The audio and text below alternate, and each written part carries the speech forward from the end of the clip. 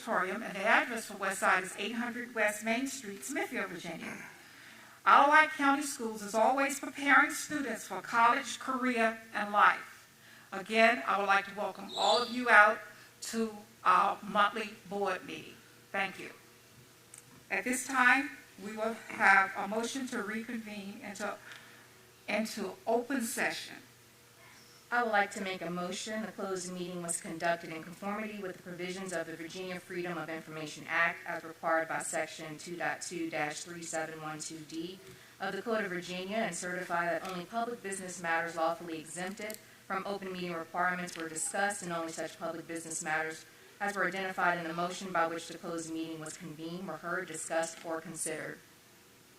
Second motion. All right, you've heard a motion and you've heard a second. At this time, we will have a vote.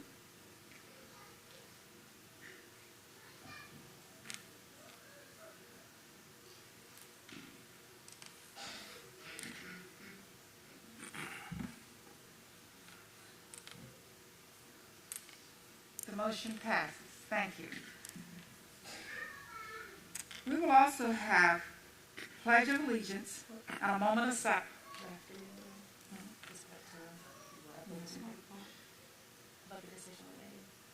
Oh, okay.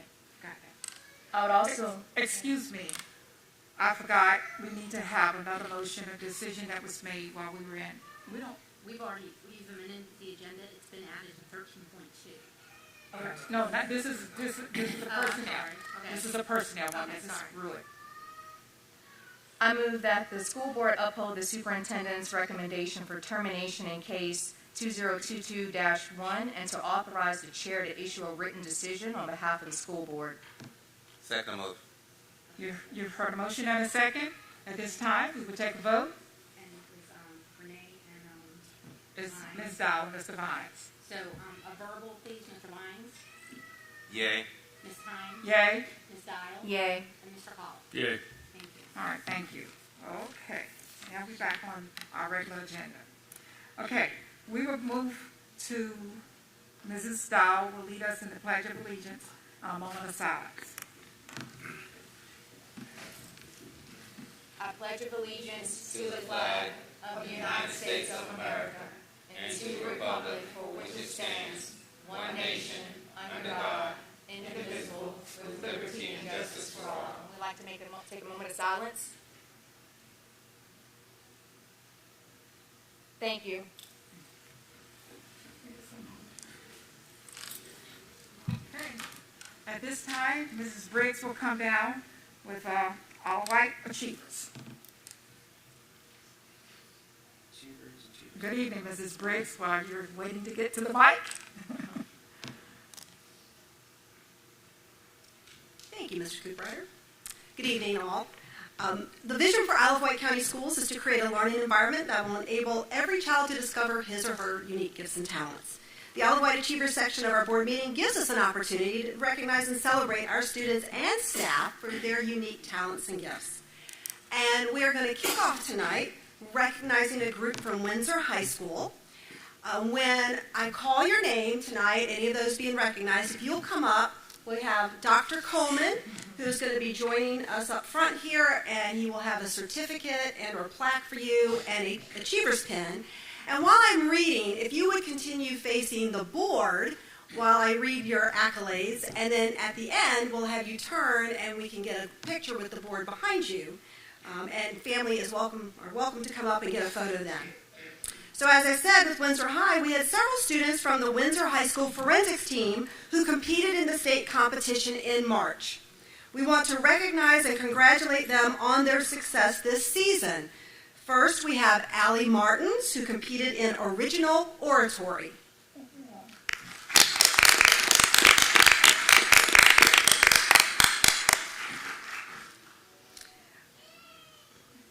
Stand right there. You go. Perfect, Allie.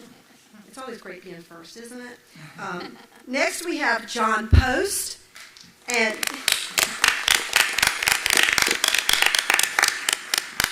John Post and Trent Taylor, and Trent's not with us tonight, they were in serious duo interpretation. Ethan Phelps, who's not with us tonight, placed second in storytelling. We want to congratulate Ethan as well. Nicely done.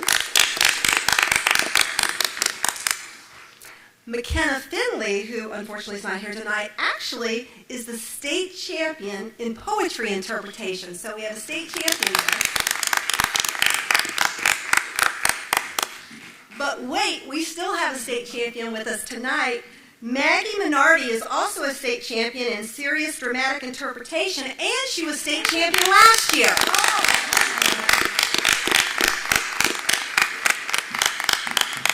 And the team is coached by Ginger Beatty Riffle. She's not able to be with us tonight. But the forensics team also brought home third place at the state level in Class 2 forensics. And we're so proud of this group.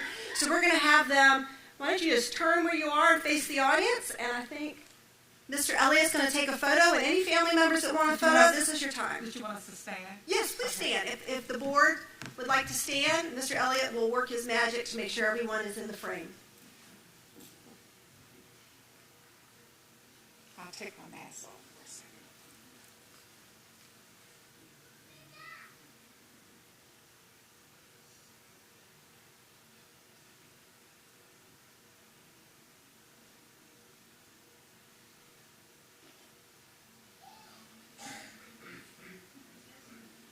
Thank you all.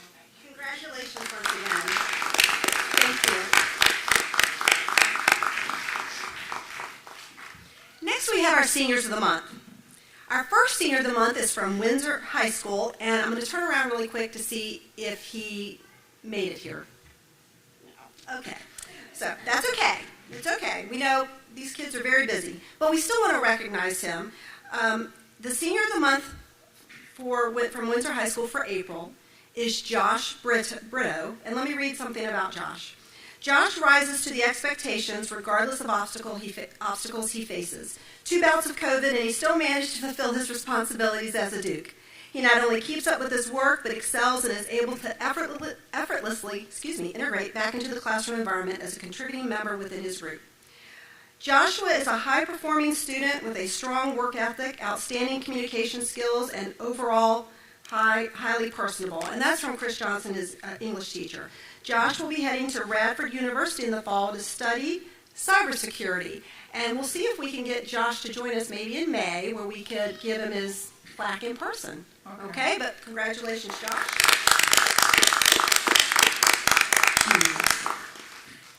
Our Senior of the Month from Smithville High School is Hannah Smith.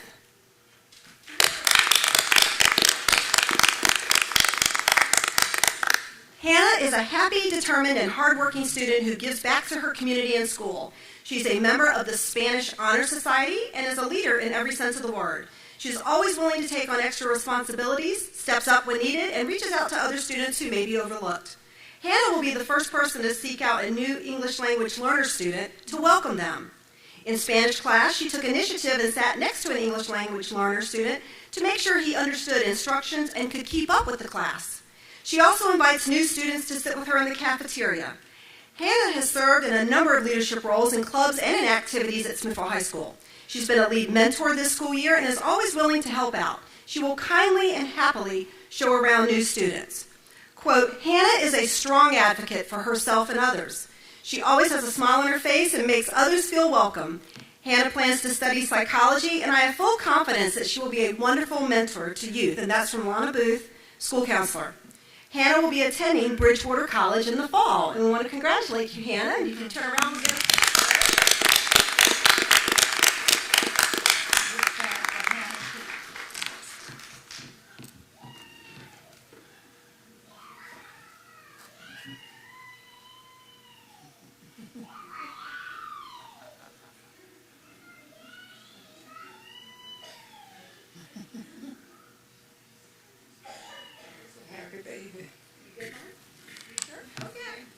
Congratulations, Hannah. That's going to actually conclude our Achievers for tonight. It was nice having a cheering section, but we appreciate all they've done, and we appreciate the family members who came tonight to support them. So thank you very much. Thank you. And excuse me, before you all leave, I just want to make a quick announcement. You can stand right there where you are. I guess you all have noticed that we're missing our Superintendent, Dr. Thornton, tonight. and there are a couple other staff members that are missing as well. It's not because they are absent from school business. The Board of Supervisors meeting tonight at the same time, and they are also having the hearing for the budget, for the school budget for next year. So that's where the superintendent and some of his staff, they're at the Board of Supervisors meeting right now. So I just wanted to let you all know that, okay? Thank you. Have a safe trip home.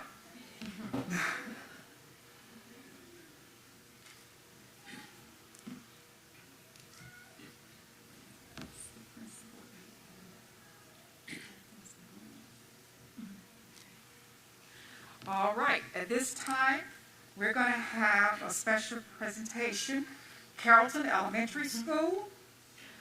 The principal is Mr. Brennan.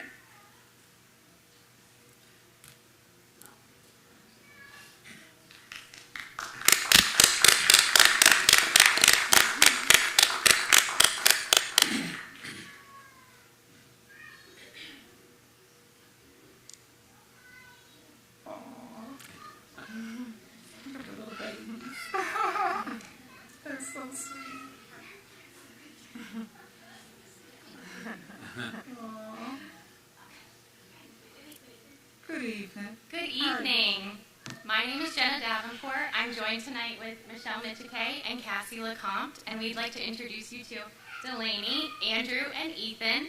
We are the MIMD class from Carrollton Elementary, and we're here tonight to present our Cardinal Dash Snack Cart project. We started this project back in January to work on a variety of different academic, social, and daily life skills. We've created a short video to show you some of the skills that we've been working on. Okay.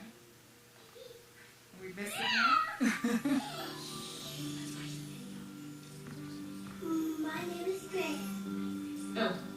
My name is Tegan. My name is Hermione. I get. My name is Eddie. How have we built a relationship with our school family? We hugs and count him. My pocket pushing for our heart. Because if I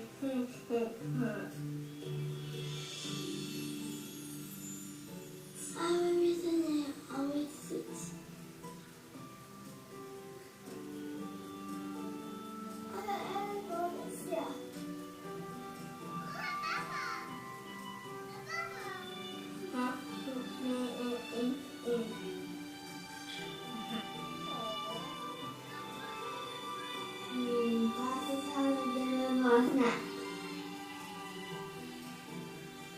I'm ready to go. You have $2 I owe you. We're gonna have to put here for you and one for you. Okay. Thank you. Thank you. I'll get it back too.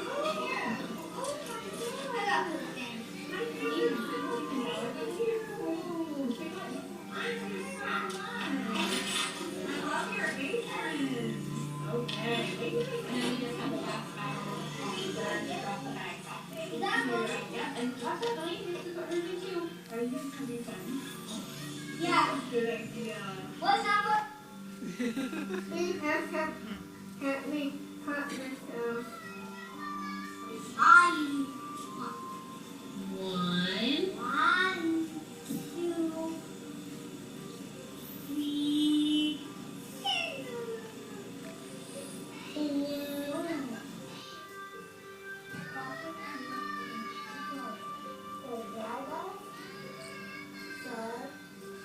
drink and snack.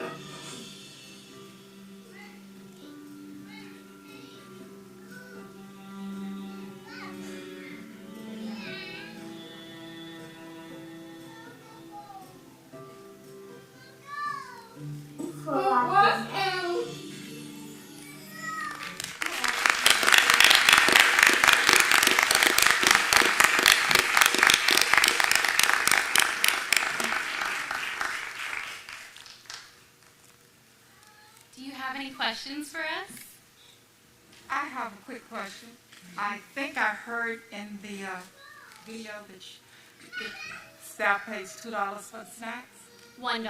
Oh, $1. Mhm. Okay. Yes, ma'am. All right. That is really nice. I appreciate everything that you all are doing with the students in Wight County Schools. Thank you. And this is something that they start off at an early age, learn how to do, forming relationships, friendships, and even how to, transact in math and things like that. Thank you very much. Thank Anyone you. else want to say anything? And in the meantime, I'm going to stand up, I'm going to walk up here, and I'm going to pay them for my snack. Okay?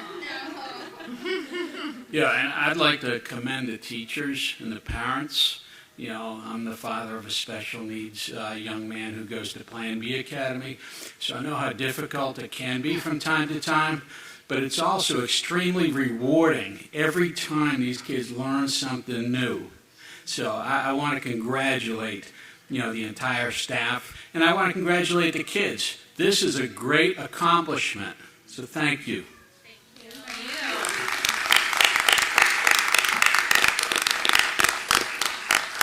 I don't need any change. That's your tip. And we have some snacks for you. Can we come up and deliver them to you? Right. We have to go online and choose it. I don't know if we have to, I don't know if I did that properly, but if Mrs. Ruud needs to record it, I don't know. Mr. Brennan is. Mr. Brennan's recorded. Oh, okay, thank you. No, I'm not talking about that. We need a donation because this is nice. Thank you. My little snack is in here too.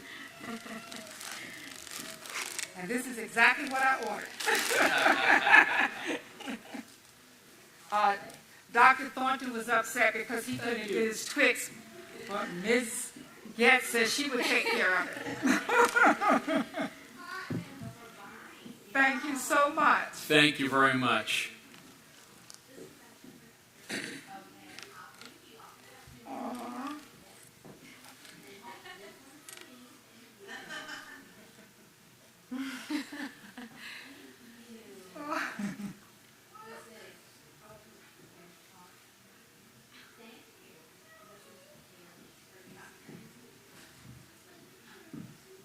Yeah.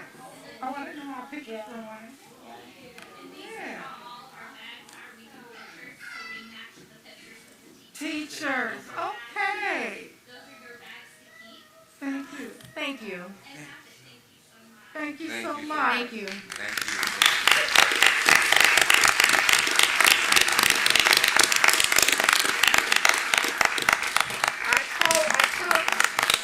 Excuse me. I tell you what. If you all send that app back to us, we'll continue to order little snacks for them, and you can just send them to Miss Tracy, and she'll get them to us at our board meetings. Okay, thank you.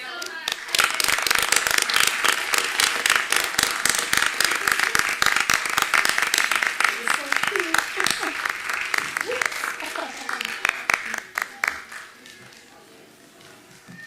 Okay, we would like to thank the students and staff from Carrollton Elementary School again. Thank you very much for coming out. And we would also like to thank the parents that came with them.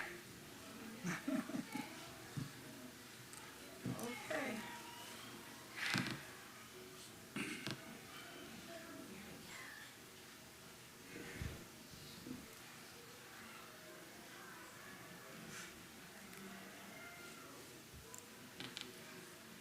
Give everyone a chance to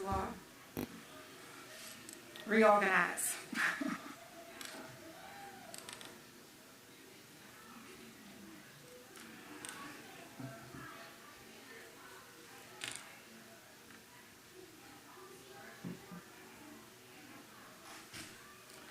Okay, at this time, this is the moment in our meeting where our public gets to participate.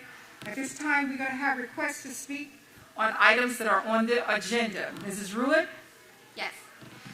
In accordance to policy BDDH-E, presentations of information on any subject will be concluded at the discretion of the board. No person will be recognized to speak more than once. Citizens scheduled on the agenda to speak will be permitted 4 minutes maximum time for their presentation. Delegations will be requested to limit their speakers to 2. Persons speaking are asked to be specific. State the issues for the board's consideration and attach a copy of your prepared remarks. If you have remarks, they should be given to the board clerk. Please do not approach board members. Any matter relating to specific students will be heard by the board in only a closed meeting. Okay, thank you. The first one we have is Ms. Heidi Schwartz.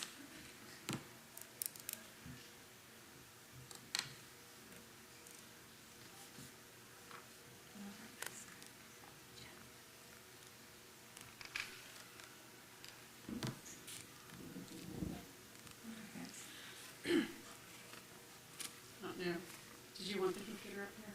You go ahead, I'm sorry. Oh, okay. So I'm here on the KLB from the other night, obviously. So this certainly has been a long process when it started on 9/22/2021. On that day, only one board member responded to me when I submitted some items.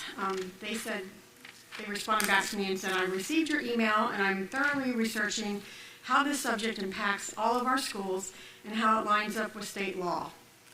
I would like more time to talk with our local schools and our superintendent to see how we are ensuring teachers receive professional development and our inclusiveness for all cultures and subgroups. Thanks, Renee Dial. Ms. Dial, when I presented my 30-minute KLB appeal Tuesday evening, you didn't look at my documents that I took time to prepare for the board, and you discarded them on the table as you left that evening. I gave 4 reasons why the apps, especially Discovery Ed, should be removed. They were moral law, character education, the removal by our superintendent for teachers' professional development of Discovery Ed due to the Executive Order number 1, and then the Executive Order number 1. State laws and teacher professional development and training are all in the things stated to me on September 22nd, 2021 by you in that email. The one and only email that you sent back to me.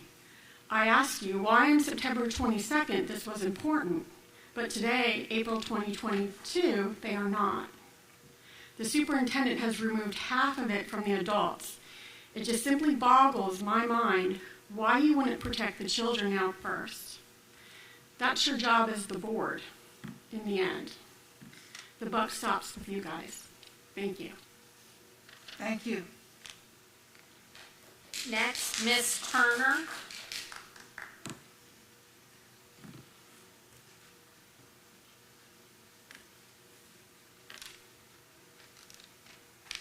Hi, good evening, everyone. I'm speaking on the subject. Excuse me, would you give your name, first name, last name, and district?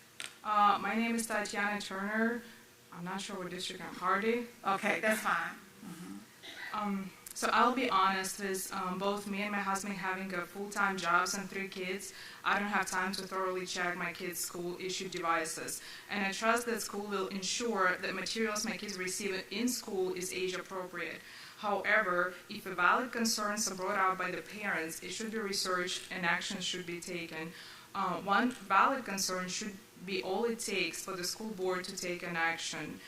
My biggest concern with these apps is not even inappropriate content, but the use of the apps. If it is purchased as a supplemental material for the teachers, did we ask teachers if they have been using it? Can we check app usages? If teachers are not being trained on it and are not using it, then why are we paying for it? Wouldn't there be a better use of these funds somewhere else? All of us parents would love to work together with the school board on making our school system better for our children. And if school members disagree with the suggestions being made, we would ask you to provide us an alternative. Show us facts and data that tell otherwise. I'm sure a lot of parents will be more accepting when we hear that. Our major reason for moving here was great schools. 8 years ago, our school rating was 9 out of 10. Today, it's 3 out of 10. And I'm just looking at the SLA results, which are below state average.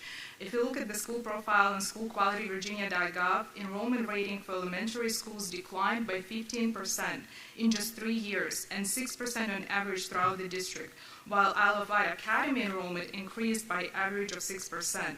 Our assessment scores dropped by almost 20% on average just within the last 3 years. It is a huge difference. We have to accept that we are doing something wrong and work on making it better. We won't be able to improve it if we can't hear each other and cannot put our differences aside for our kids.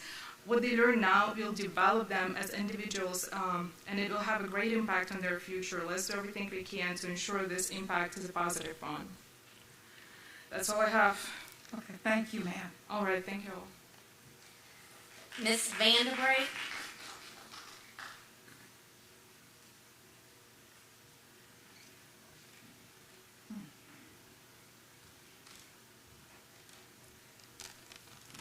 Hi, Candace Vanderbrake, Windsor District. Could you pull it down just a little bit? Yeah, there you go. There you go. Thank you. Okay, thanks. All right. So I came several weeks ago to discuss the apps and the content that your tablets force our children to see. I was told at that time that it was failure in parenting if parents allow their children to get on school-issued devices at home. I spent a lot of time considering this, and I believe that this content actually removes our ability to parent. You have removed the tools to parent our children how we see fit. Every child should learn to be tolerant of their fellow students and citizens without a doubt, but every child deals with their own feelings in different ways. Thus, as a parent, it's our responsibility to navigate our children's feelings and questions in the way we believe is the best for them. You do not know my child as well as I do, just as I do not know your children. Every teacher in our school system will agree that every child is different and is at a different maturity level, especially in preschool and kindergarten. Gender identity or sexual preference are tough subjects to broach with any group of people, and especially tough when it's our children, to ensure they learn tolerance and can understand their own feelings. This flat screen is not the right way for our children to learn about gender identity or to get answers to their questions. It's the parent's job, the parent's responsibility. With your apps and your content, you remove our ability and our responsibility. These are market-driven commercial apps that do not allow Wight schools to filter material based on what we see fit as a community. Within searching for everyday terms, cell reproduction, talent show, police, there are sensitive videos with cartoons poorly explaining sexual preference, gender identity, and police brutality, and more. We have no control over what our children see. My 5-year-old can access transgender cartoon read-aloud books easily with the filters of the apps in place. I'm not asking you to remove the idea that each child should be tolerant, but please do not force every child to learn about their gender identity and sexual preference at the same time in the same way. We do not need applications on the children's devices with material that needs adult guidance, and we as parents and as a school division have no control over the material that can be accessed. Thank you. Okay. Ms. Patricia Williams.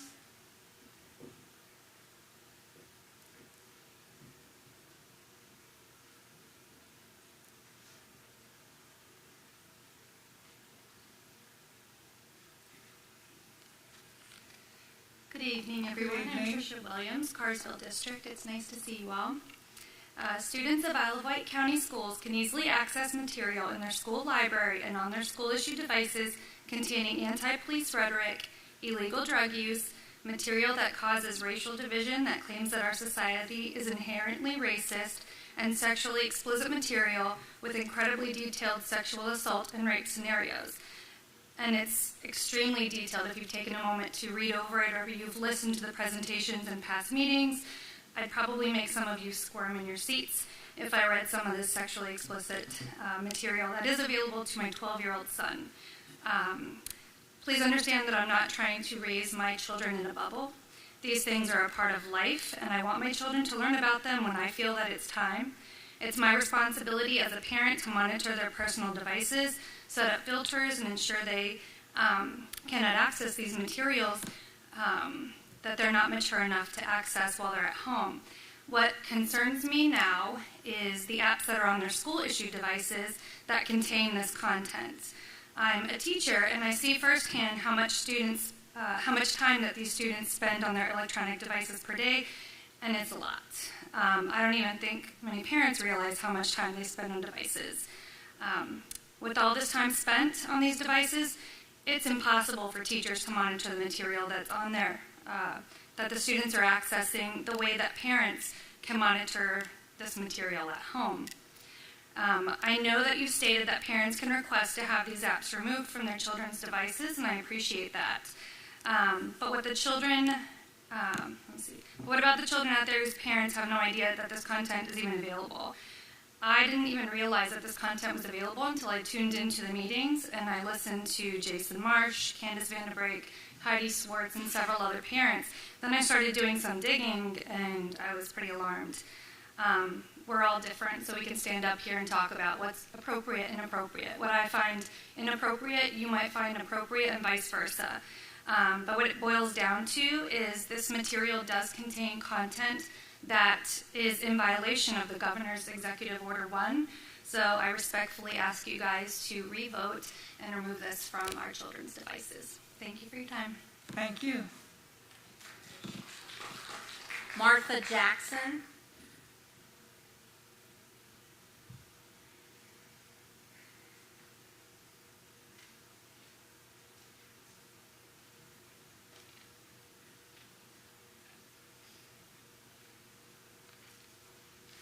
Good evening, board members. Good evening. My name is Martha Jackson, District 3. On Tuesday night, there was a vote for an appeal from Mrs. Heidi Swartz on certain apps that she felt that the apps were inappropriate for children for Wight County Schools. I respect her right to challenge what some of these apps for her child. However, there are other parents who have the ability and want these apps to remain on their school devices. Now, once the vote was taken, there was a board member who acted inappropriately, I think, turning to social media, undermining, maligning, and stirring up others with threatenings of courts and other measures. This type of behavior needs to stop. They are dishonest, they are unprincipled, and must be reined in. A board member who uses their supposed authority outside the jurisdiction of the board, your actions are no longer serving the better good of the organization, but instead is based on a personal agenda and what a few feel is right for some. Members' behaviors manifest in many ways to the detriment of the board. It's adversarial behavior, it's nitpicking, and you're strategizing with a particular group. Board meetings have become full of these adversarial behaviors. Please, if you support children, let's work together. Let's don't use undermined attempts to just reach out and hurt your fellow board members. You're supposed to be working together. We are not showing our students what the correct behavior is. Please, I urge you to work together. Thank you. Thank you. Miss Laura Fletcher.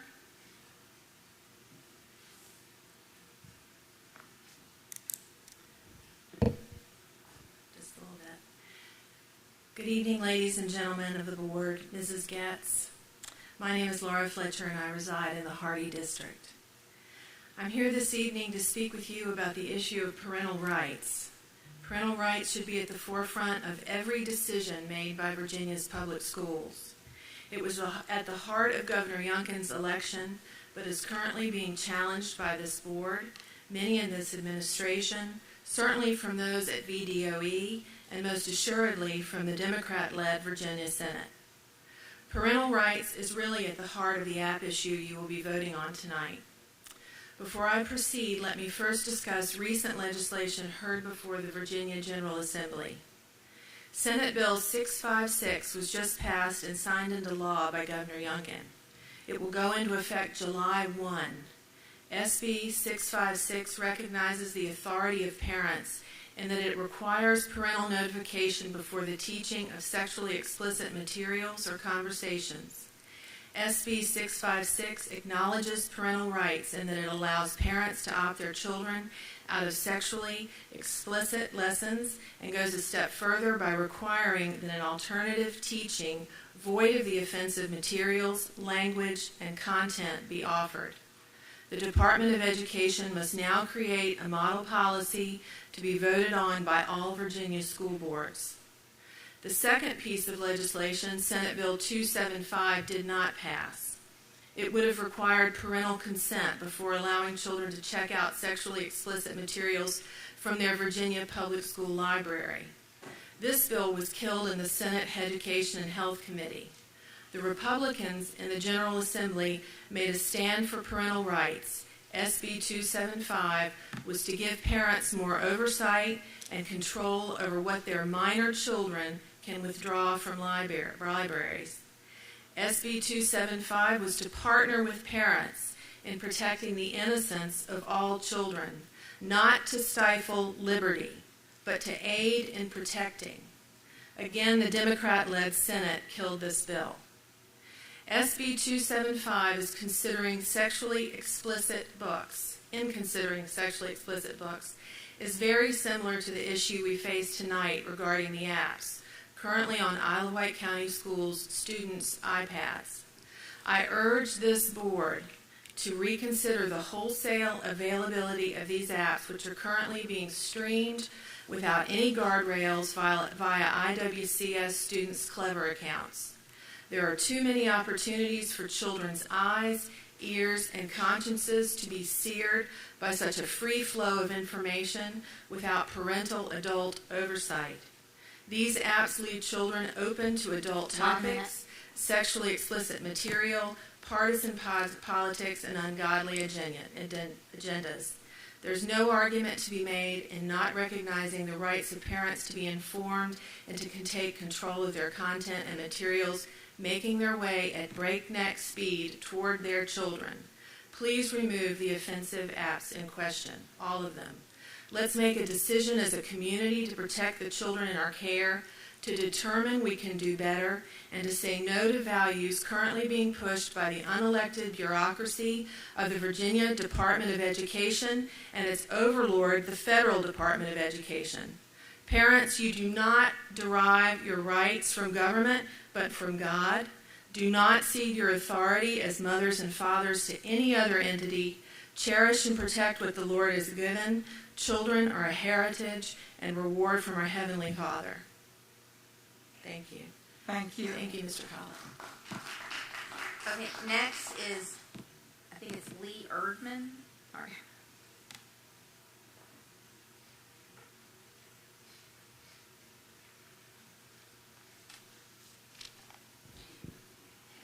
Good evening, I'm Leanne Erdman from the Hardy District. Excuse me, what was your last name? Erdman with an E. Okay, thank you.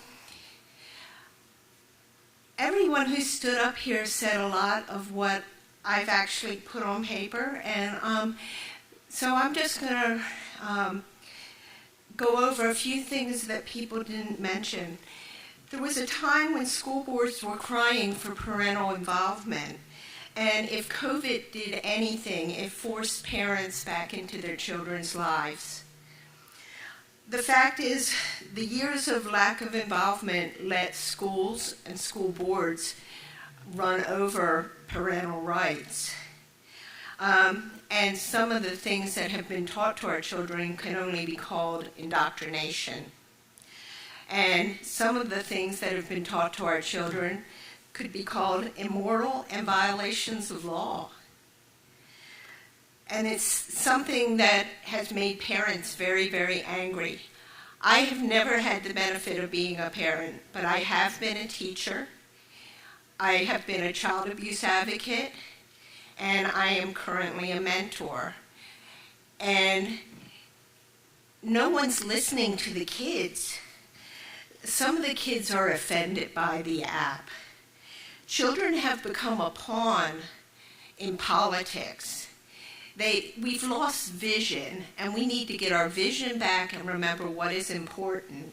And what is important is the children and what they need and their parental involvement. We have allowed so many things to go on in our communities, and it's become an us against them. And the school board should be treasuring the involvement of the parents. They shouldn't be our adversaries. They should be our advocates. And the one thing about the vote from the other day, it was 2-2. And that says to me 2 people are playing politics. I don't know who voted. I wasn't here. I didn't ask. But 2 people are playing politics. And 2 people are looking out for our children. So tonight I urge you to do the right thing, the moral thing, and the ethical thing. And vote for our children, vote to remove the app, vote to enforce the executive order. And I thank you very much for your time. Thank you. Next is Timothy Mallory.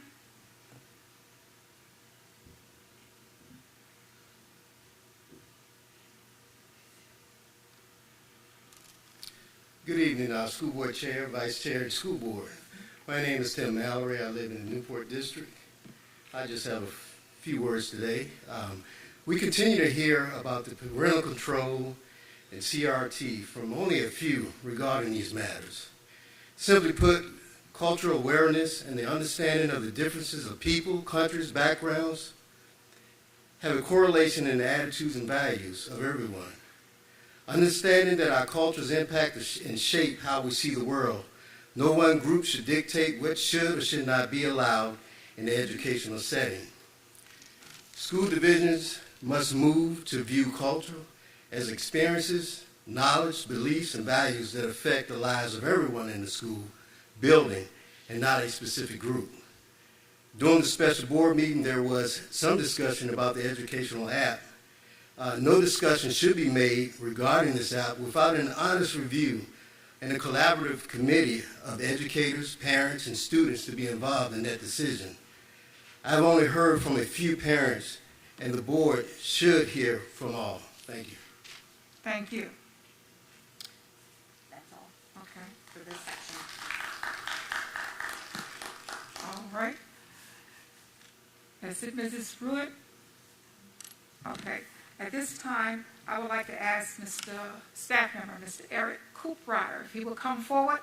Mr. Cooprider is our Director of IT, and I want him to brief you a little bit on these apps, even the devices which the students are using in our public schools daily. Mr. Cooprider, thank you. Yes, ma'am. Do you just want the apps in question or Clever in general? What kind of information would you like? Well, the 3 that's pretty much everyone has been talking about.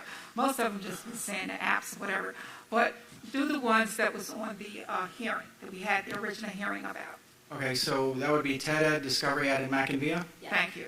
Okay, so TED Ed was placed on Clever, which, by the way, it gets murky when people talk about Clever. Clever is, in short, you log into one location and it logs in everywhere else automatically for you. It makes it very easy for young students, especially for high school students also, who don't remember the password to 15 different sites.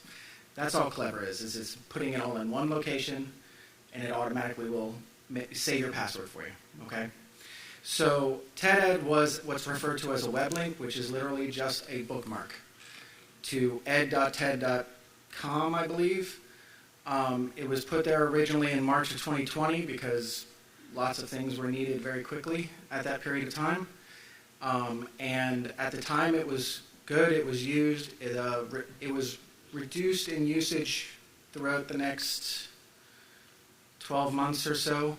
And so when we did a review of how often it was clicked and someone brought up, hey, this is TED Ed, sure, we can remove that, no problem. It wasn't clicked very often.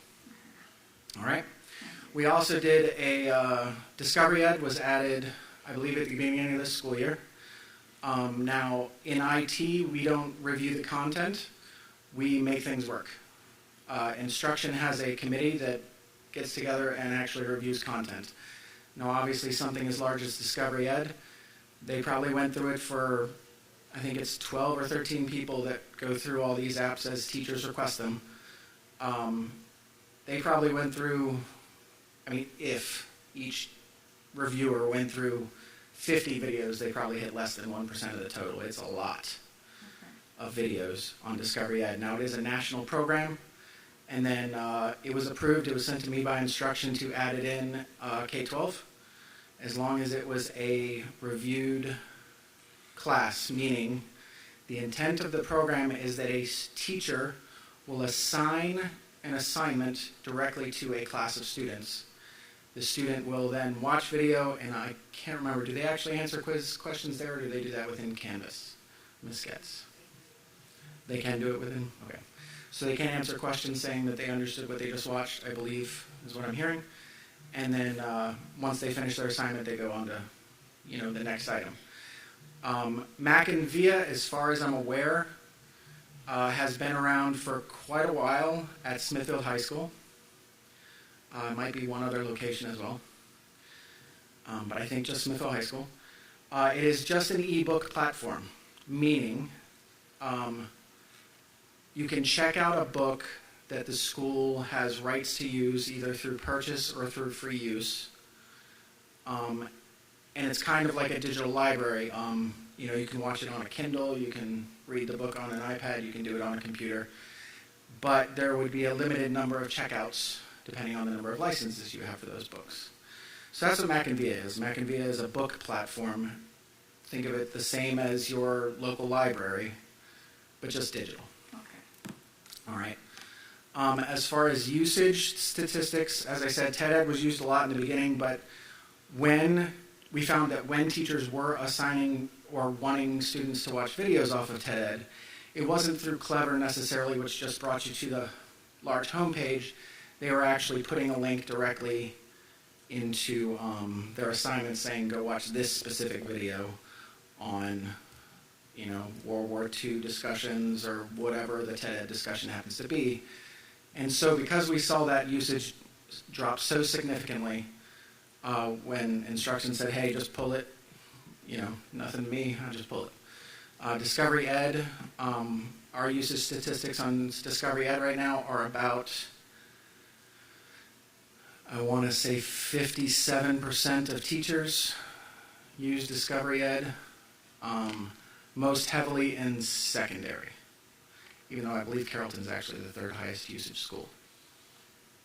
But if I went and checked, it's probably Westside's number one, and I'm making assumptions just off of memory. Westside's probably number one, Smithfield is probably number two, middle schools, Carrollton, very much based on enrollment, honestly. Okay. So that's what I know about those. Now, is there any other questions I can answer in regards to any of these processes or anything from the IT side? Now, obviously, if it's the content itself, I would ask that you ask Ms. Getz. Okay. The other thing I wanted you to, if you could brief just a little as far as you can go, because I know IT, they have security, they have their security levels as well. If what you can share with the public as far as Wight County Schools on a daily basis while the students are in school, what type of security there is about them getting into these apps, search engines, whatever we have for them for instructional use with their devices. Okay, so with iPads and MacBooks, we use one program that's really built more for Apple devices. That program is set up, and I believe I went through a presentation a few months ago actually about it. So that program is set up to filter all devices on, the billion or so websites that are generated every day. It tries to do it very well. It is not 100% effective. However, we do make changes every single day that we find something that needs to be changed. That process, in case you're curious, if a teacher sees that a student has gone to a website that is not being blocked for whatever reason they feel it should be, they put in a work order. That work order goes directly to the principal for approval. The principal looks at it, says, yep, this should probably be blocked. They hit yes. It goes to instruction. They hit yes, and it finally comes to me, and I do it. So it's very quick to just straight out block a website. Those filters are accessible, are working both at home and at school. Again, not 100% effective, but we work very hard to make sure it is as close to 100% as we can get it on a daily basis. The Chromebooks, which are between 3rd grade and 6th grade, have a different system on them because one is for Apple and one is for Chromebook. It is very similar to the one we use for Apple, where it does filter both at home and at school, and there are different rules. When they're at school, they can't access games, they can't access social media on both systems, they can't access Netflix, but when they're at home, they can, unless a parent choice or an administrator choice says, would you please add this person to the restricted, which we refer to as the penalty box, which restricts them down even more, so it's kind of like they're at school all the time. They can only get to, non-social media, non-games, so education, hopefully, health, and those sorts of categories. So that's the filtering that we have set up. And that's a constant thing. I was reading the other day that something like 412 hours of YouTube video is added every minute. So that number has probably changed since that statistic that I read, but I mean, that's a lot to have to keep up with. Currently, we do allow YouTube at school and at home. That's an instructional choice. However, we do put what's referred to as moderate level restriction on it, meaning if anyone has ever hit the report abuse button on a video, it should pull it off within 24 hours as soon as somebody gets a chance to review it. So we're really doing as much as we can from the IT side to whatever decisions are made, we support. Okay. So I have a question also. Yes, sir. So then, what you're saying is true, I know it is. Say if you have a student at home and he are in school and he pulls up YouTube, he wants to access Discovery Ed through YouTube, see one of the videos. Are they able to do that? Even if we remove it from our system, can they go to YouTube and pull up a Discovery Ed or McKen DA through YouTube? I think it would depend on the video that's in question. YouTube has a lot. Yes, you can. Discovery Ed owns their content, though. Right. Now, some of that is also free use, which means it may be on YouTube. Right. But the stuff that they actually own, they would not be able to access anymore if we pulled them out of that. Like, it would block the Discovery Ed owned content or anything that they license specifically. YouTube is YouTube, though, so if you're allowing access to YouTube, we definitely pick up a lot of alerts, and the principals will agree. Hey, this might want to be looked at, and if it's a problem, we start blocking like crazy. But and the reason I asked that question is because if they can access it, it'll be useless to remove the app, but they can still go to YouTube and pull it up. And well, it would depend on the video specifically. I can't give you a better answer than that. I'm sorry. Okay. Thank you. Any more questions for Mr. Cooper? What I would add, Madam Chair, with eMedia Virginia, that is available through PBS, so anything there would be available through Google. Okay. Yeah, so eMedia Virginia would be different. Right. That's mostly public use type stuff. Again, there's some licensed stuff on there, but it's not anywhere near as much as Discovery Ed.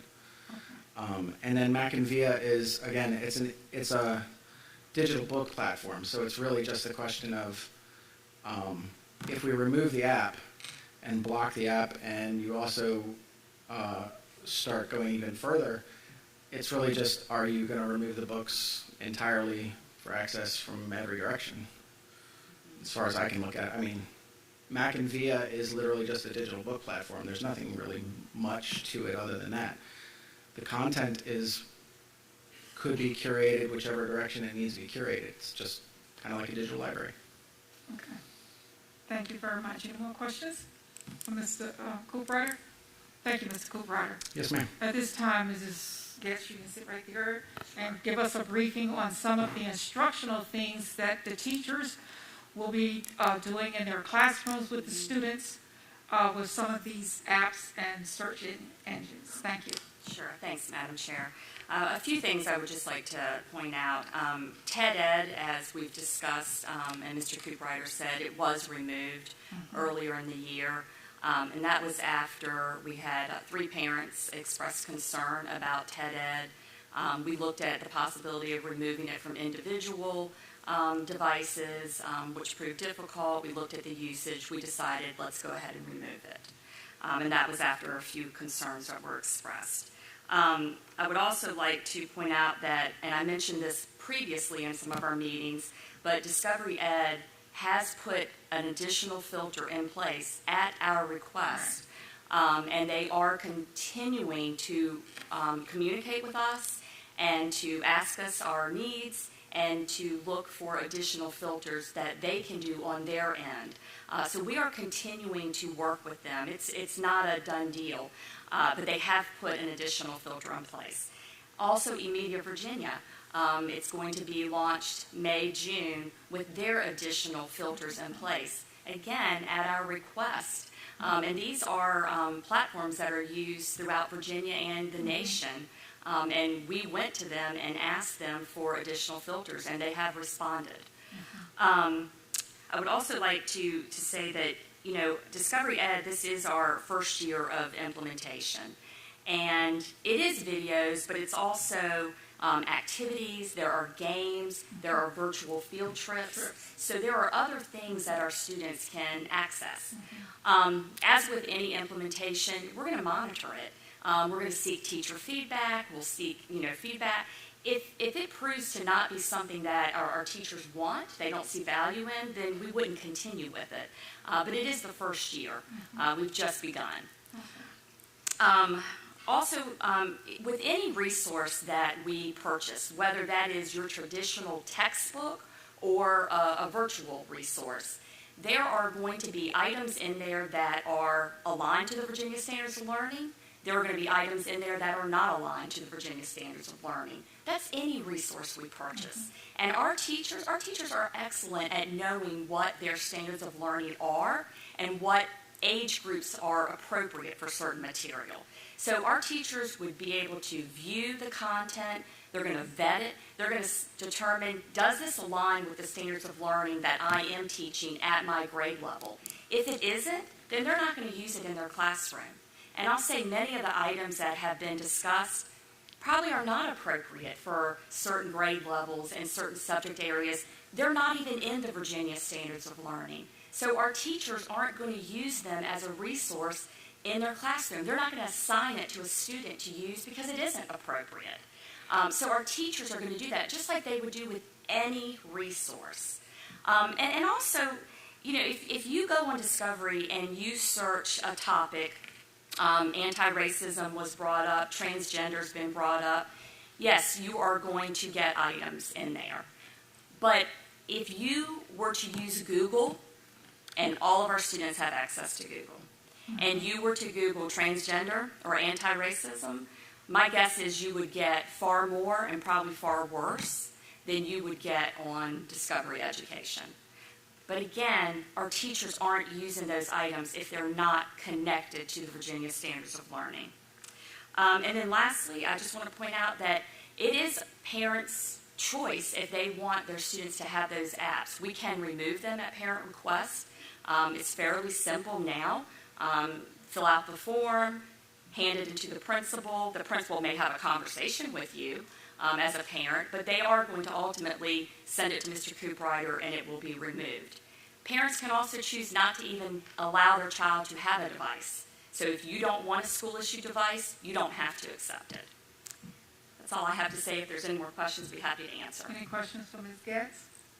All right. Thank you, Mrs. Getz. We appreciate that. I want to say this as well. I got quite a few emails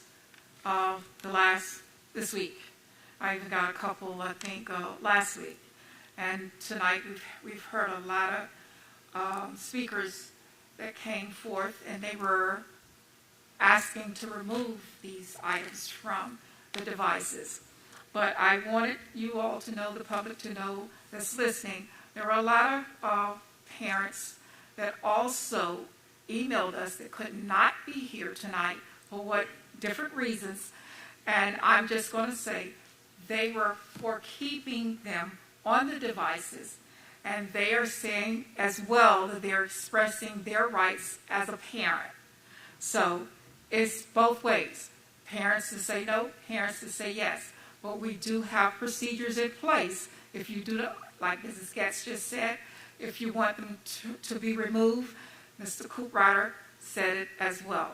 And if that's the case, you can just contact the building administrator, the principal, and they will give you the forms to fill out. And it can be done very quickly. Okay, any other questions or concerns? All right, at this time, we have board member committee reports and information. Do we have any board members that have any reports? Sure. Okay, Mr. Collett? Madam Chair, I've got two things to discuss. First, on April 7th, I was given a tour of Westside Middle School from Miss Buggs, Smithfield Middle School from Miss Buggs. The students and staff were great there.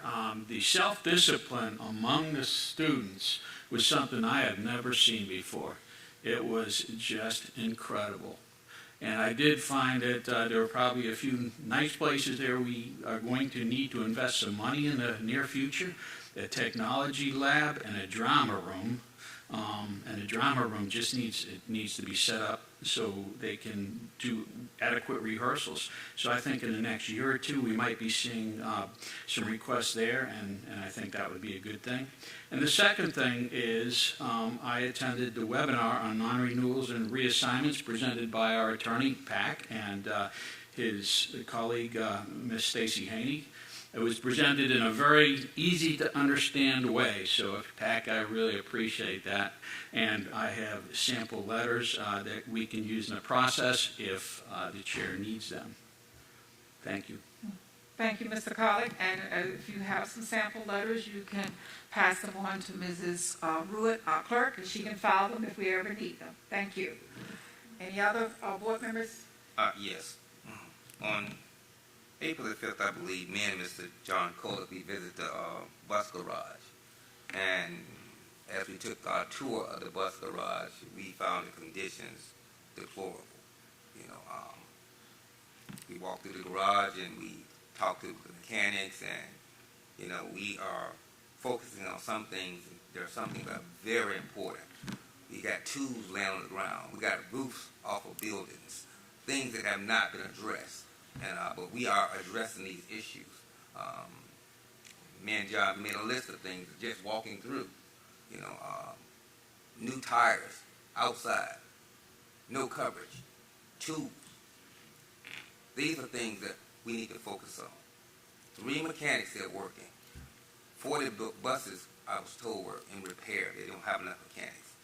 They're being able, telling them they have to drive the buses and things of this nature. These are things we have to look at. We discussed that with Mr. Colick, and we're trying to get a plan in place now. They desperately need a new building out there. We need a bus garage. We only have one bay that we can put a bus in. One bay. And that's a problem. And I believe that these are things that are not being looked at because we got so much other stuff that's going on that we need to look at as a community. And, our mechanics were promised a raise. Their raise was not retroactive when the bus drivers got theirs. So we almost had a walkout. And you don't know, so I'm going to tell you, that's not pretty. If we don't have anybody to fix our buses, how are our kids going to get to school? So this is something that we really need to look at. And really we need to address this. Our bus garage is in dire straits, and we need to get some funding to that bus garage. When I said we need a garage, we needed it yesterday. Thank you. Any more? I would just like to add a little bit to that, because Mr. Vines has really been on the forefront of this. And one thing that I think, Mike, you might have forgotten, we walked into one shed, and this is very important, but it had a lot of equipment, if you will, that was, or supplies that looked like they were bought brand new 30 years ago. Plumbing supplies, electrical supplies. I think we need to go in, we need to pull all that stuff out and find a way to get rid of it in a way that we can at least recoup some of the money back for the system. But that's a dangerous site out there right now, and as Mr. Vine said, it is not conducive to keeping our fleet running properly. And we do probably need a few more employees, but the garage probably built in the 1930s or 40s. It is not anything near what we need. So I hope that we can put something together, get a good proposal that we could bring before the school board, and hopefully we can figure out a way to get exactly what we need that's we're gonna be able to work for the next 30 years. Okay. Again, Mr. Vines, thank you. Thank you, Mr. Carlick and Mr. Vines. Ms. Dahl, did you have anything? Okay. I know I've been on this board for, a few years, and if there are other former board members out there, they know that bus garage, it's not something that just happened. We've had concerns over the years. We've tried to get them, the transportation department, a new building, which they do have the new building. Those things take time. We replace buses. That's a lot of our transportation funding going with replacing and getting new school buses. If you notice, Wight County is a very large county, and we have to transport quite a few children across this county. We put a lot of miles on our buses. So if there is an issue at the bus garage that has not really come forth, that some things we already know about, we are trying to get there, okay, and take care of those things. It's not that we are just out there ignoring the issues. We're getting there. The most important thing is to get the instructional piece done. Transportation is part of the instructions, but we will get there. And I just want all of you to know that. It's not like we're just forgetting it. You're just out there on your own. That's not what it's all about. As soon as we get the funding, again, I tell you, this is where our superintendent and staff tonight at the hearing trying to get funding for us. Thank you very much. And we'll move on to the next item, and that's 13.2, which we had an amendment at the beginning of the meeting on our agenda. And the item 13.2 is an action item. We need a motion. Yes. And let me tell them a little bit before you go there, Mr. Vines.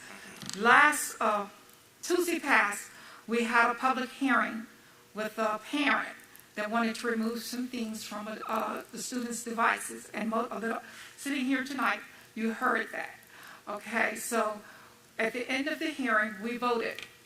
And the vote was tied 2 for, 2 against. According to our policies, because we did not have a full board in attendance at that particular meeting, at the next school board meeting, which is tonight, Thursday night, we have to have that vote again. And if you notice, we still only have 4 members. And if you're just coming in, the 5th member is not here due to a personal illness, but they plan to be with us in May. And if you ask the question, why don't you wait until May? We have to have the vote tonight according to policy. Thank you. Okay, Mr. Vines? Before I make this motion, I just want to have a little discussion because we've heard a lot of talk tonight with the public speakers, and I heard you, and I feel you. And before I make this motion, I want you to know that I make this motion not based on the governor's EO1, the executive order, but as a parent. But it's what I feel that is right. And I do feel that there are divisive materials in Discovery Ed and the NDA. I look through it as being a parent. Some of the things I would not want my child to see. I would not want my child to look at. And so, with that being said, I'm going to make a motion that we as a board remove the Discovery Ed and McKenzie from our school systems. Okay, we have a motion. Do we hear a second? I'll second that, Madam Chair. Okay, we have a motion and a second. At this time, did anyone have any discussion on that before we move to a vote? If not, at this time, we will have a vote. Thank you.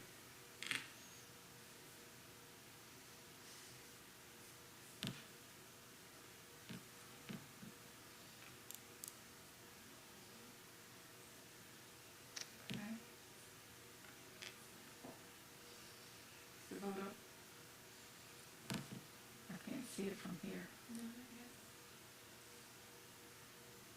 Can you, it's small up there. What is it?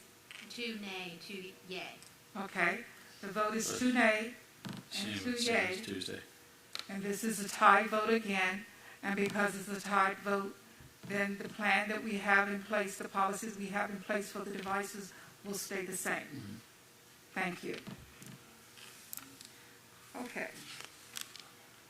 Next item on the agenda, we have financial with Dr. Coleman.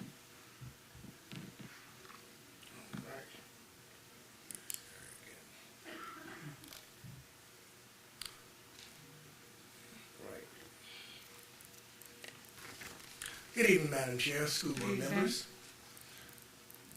Due to Mr. Kepnes being at the actual Board of Supervisors, I'll be taking over for him tonight. Hopefully I can do a great job as he does every month. First, we'd like to go over the actual, for the March financial reports, the check registry. Now, I believe that you have had out adequate time to actually see the check registry for the month of March, but I did want to point out 3 items on the actual large ticket items for the check registry. That is going to be 5 individual purchases that are large ticket items. Now, each one of these purchases was purchased around the start of the school year, besides one. Now, due to the nationwide inventory issues and delivery shortfalls, we've just received these items and have closed them out. So that's going to be the Bluebird bus sales, the Sunny Merriman, as you mentioned earlier, Denver Equipment, Dell Computers, and Electronic Systems. Those are the 5 items that are large ticket items I definitely wanted to point out to you. Thank you. Are there any questions concerning any large ticket items on the check register? Any questions? Okay, you can continue. All right. Now, I just financial reports. Next will be the actual, it's the financial report. No problem. Next, we'll inform you of the financial report. Okay, we are at 75% of the actual total budget expended or encumbered at this time. This is consistent with 3 months of being left in the 2021-2022 school year allocation. Now, last year, budgeted or encumbered during last year was around about 70%. Now, at this time, we're at 77%. Well, I apologize. At this time, we're at 75%. But if we look back before COVID, it would be during the 2019 school year, it would be around about 77%. So right now, we're falling right in between. So we're right on time. Any questions concerning the actual financial report for the month of March? No. Any questions from the staff? Okay. You can continue, please. Yes, ma'am. All right, now, Eric.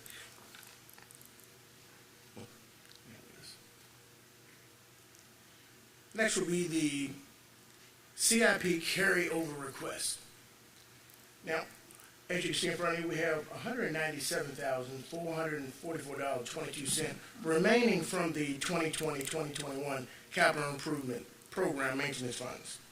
Now, this is an action item. We're going to have a motion to approve the carryover of capital maintenance funds from the 2020-2021 school year in the amount of $197,444.22 and authorize the superintendent to request the appropriations from the Board of Supervisors. Now, historically, we spend probably $250,000 a year from the actual CIP.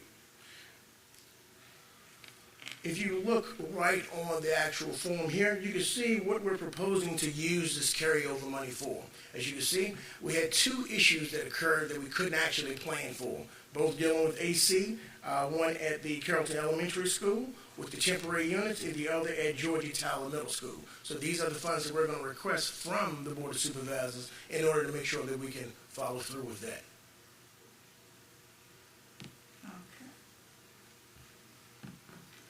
Are there any questions concerning the carryover funds? No. All right. Next, 14.3, Madam Chair. I'm sorry, 14.2 is an action item. Oh, I apologize. So we're going to have an Yeah, action slow down. before you go to the next. Go right ahead. Okay. Chair. All right, you've heard the report coming from Dr. Coleman about the carryover funds for $197,444.22. What's your pleasure? I'd like to make a motion to approve the carryover of the capital maintenance funds from the year 2020-2021 school year in the amount of $197,444.22 and authorize the superintendent to request the appropriation from the Board of Supervisors. I hear a second. Second that. All right, we have a motion and a second on the floor that we to approve the carryover funds for maintenance and authorize the superintendent to request the appropriation from the Board of Supervisors. At this time, we will take a vote.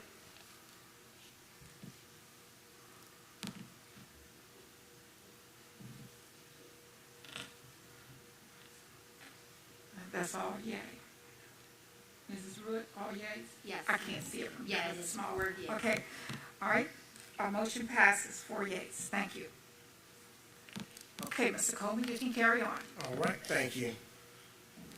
Next, 14.3, we're going to take a look at the benefit rates for 2022-2023. Let's go right down. Let's leave it right there for a second. All right. Clicker is right here. All right.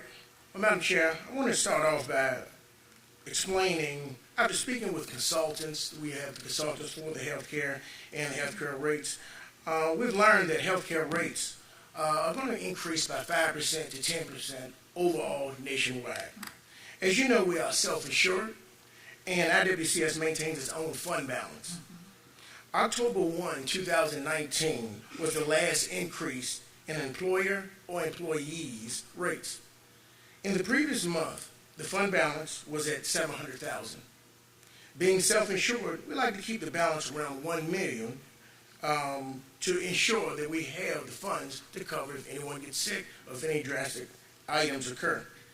Now, we are proposing a small increase to ensure we have the funds to pay our employee claims. As you know, this is critical.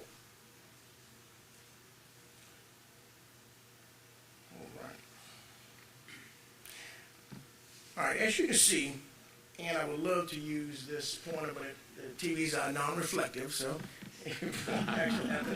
All right, as you can see, the medical monthly rates by the employer increase. Now, based on whatever option that the employee chooses, this is what we pay. This is what we pay. This is what IWCS pays for the employee choice.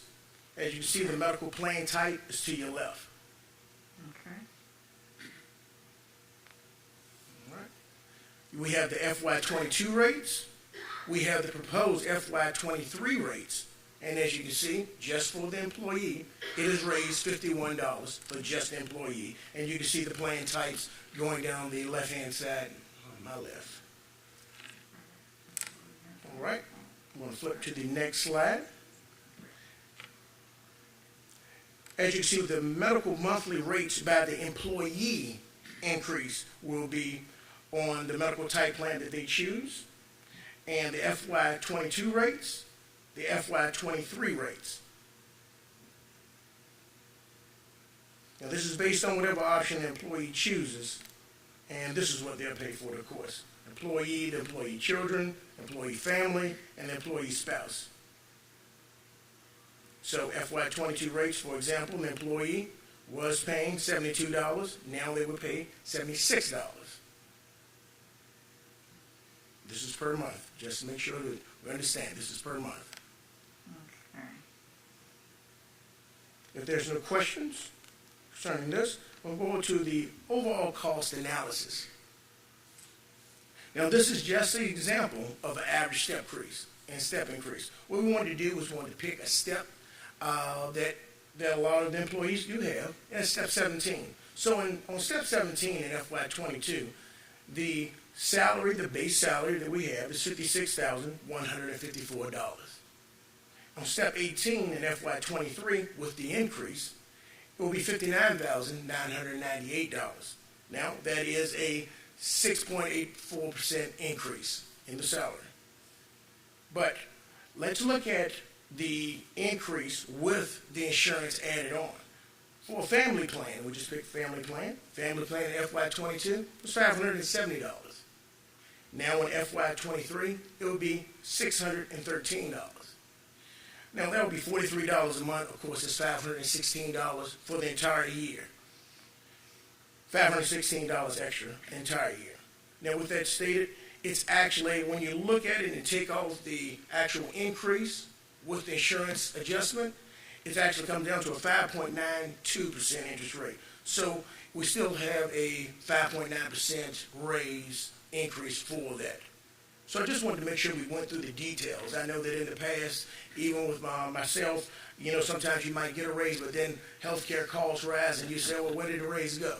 So I just wanted to make sure that we actually covered every step of that. Now, I'm showing this to you this month so you can maybe vote on this next month. We'll definitely be asking you to take action on this next month. So are there any questions or any information that you may need to make a decision for next month that I can take down and take back? Have you all had an opportunity to share this with the employees? No, ma'am, not at this time. Not at this time.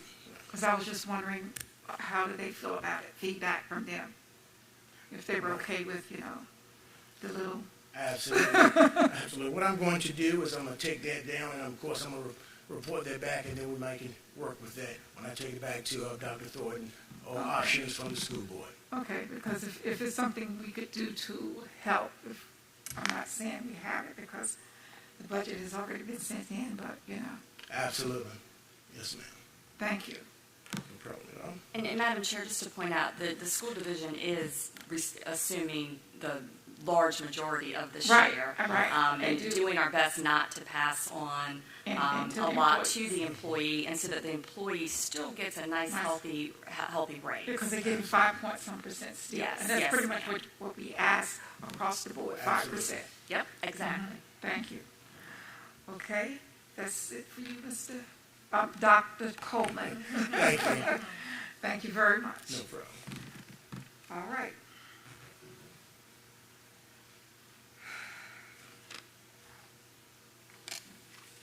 At this time, we have Mr. Christensen. Mr. Christensen, I welcome you tonight.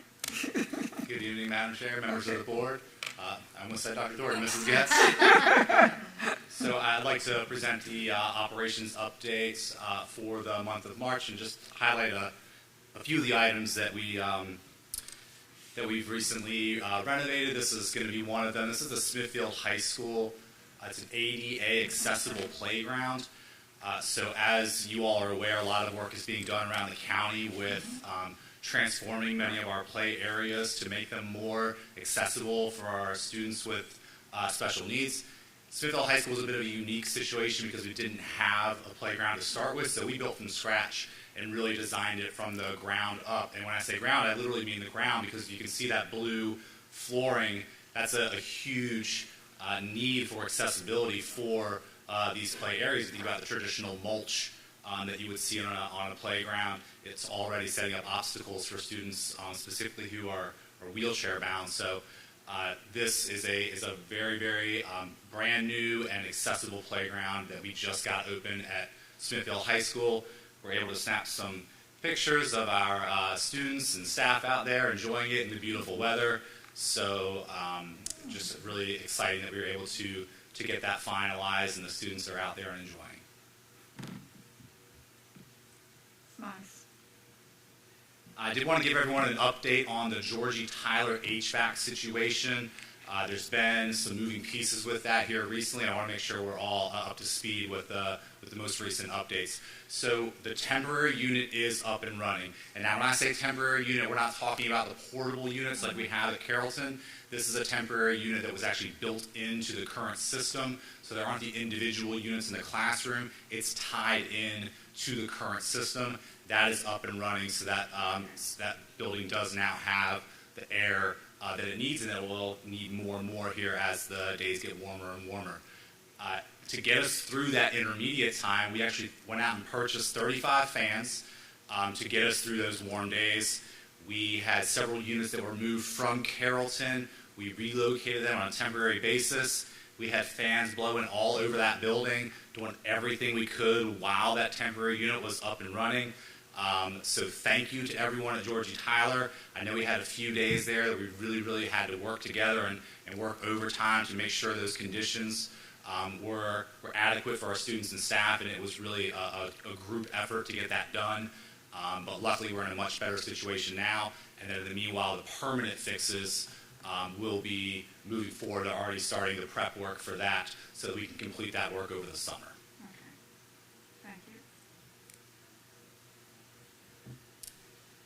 And lastly, I wanted to give an update on some emergency management updates that we've had here recently. A couple of recent campus walks have been conducted, Smithfield Middle School and High School, with Will Drury, who works for the county, the emergency management department. He's been really wonderful with coming to the schools, walking them with us, being present during drills. We had a few procedures that were actually changed at some of the schools with the tornado drills specifically. Just kind of coming in with a fresh set of eyes. You know, with the COVID restrictions, a lot of the procedures kind of got shifted around a little because you don't want to put large groups together. But now we're kind of looking at it with a set of fresh eyes, and we're able to come up with some new ideas and ways to keep our kiddos safe during some of those drills. So big shout out to Mr. Drury and his team. They were also able to meet with some of our school representatives afterwards to have debriefs, talk about what went well, what could have gone better. Those have been really productive meetings for us to have with him and our teams as well, and our schools are updating the crisis manuals based off that feedback. And we're going to continue to work with Mr. Drury and his team throughout the year to kind of make sure that he is present with those drills, and we're doing everything we can to make sure our students and staff are safe. Okay. Thank you. Is that any questions at all on that before we move on to the next item, because that's also going to be me? No, I don't have any questions on the next item, but I did want to elaborate a little bit to the parents what you were saying about the HVAC systems, Georgie Tyler and Carrollton Elementary. Georgie Tyler, like you said, you had temporary air in place, but Carrollton Elementary, we're going to be having some hot days probably from now until the end of the school year, and I just want to let the parents know we're doing all we can do. No, the air conditioning will not be fixed at Carrollton Elementary before the students get out this year. And the reason why they cannot work on it and get them temporary air like they have at Georgie Tyler is because of the uniqueness of that building. All of the students, staff need to be out of it in order to go in to do the repairs, and they will be done over the summer months. So if you're a parent, you have a student at Carrollton Elementary, consider on those hot days when they leave in the morning, it could be a little cool, layer them in their dress so they can take some items off to cool down in the classrooms. And the staff will monitor those very hot days if they get too hot and make other decisions if they're needed. Yes, ma'am, very well said, because it is a very unique situation there at Carrollton. That's why we have those individual units in there, and they're blowing. I mean, they're definitely keeping those rooms cool. It's not an ideal situation, we know that, but just as you said, Madam Chair, that work that needs to be done to replace those mechanical pipings, which is what we're going to be speaking about next, it has to be done over the summer. They've got to get up into the roof and all of that. So in the meantime, we're making the best we can with the situation we were dealt, and the temporary units they're cranking, so they're definitely keeping the rooms cool. Okay, I just wanted to let everybody know that we're not being negligent, just forgetting it, but that's the situation. Yes, ma'am. Thank you.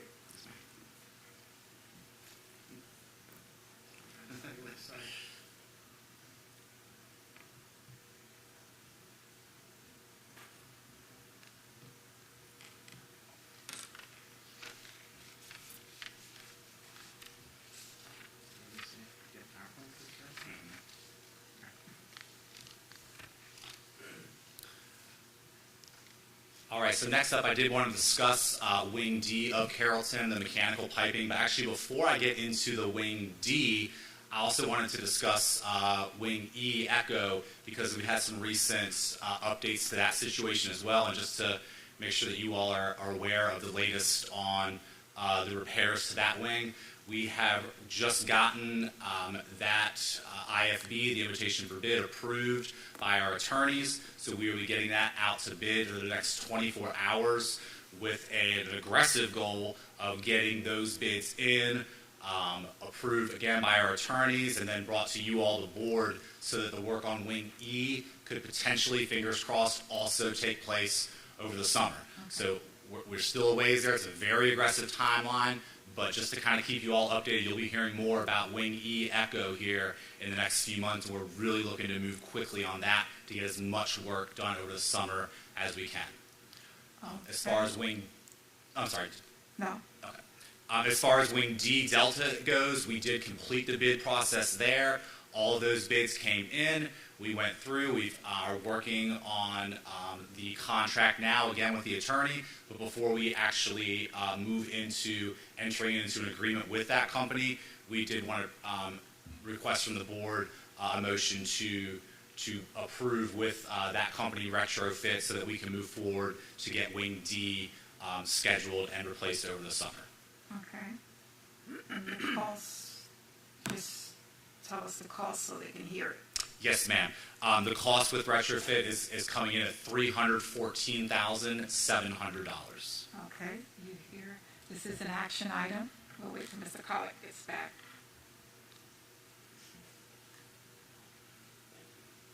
Mr. Collick, while you were out, Mr. Christensen said we have the company they want to go with to do the repairs on the piping on Wing D at Carrollton Elementary is retrofit services, and the cost will be $314,700, and this is an action item.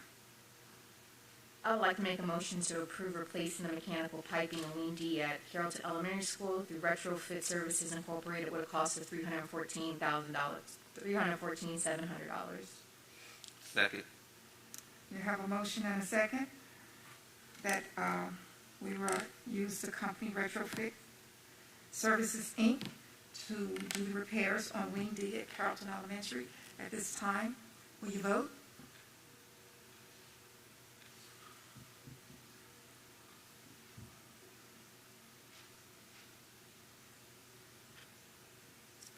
Four yeas.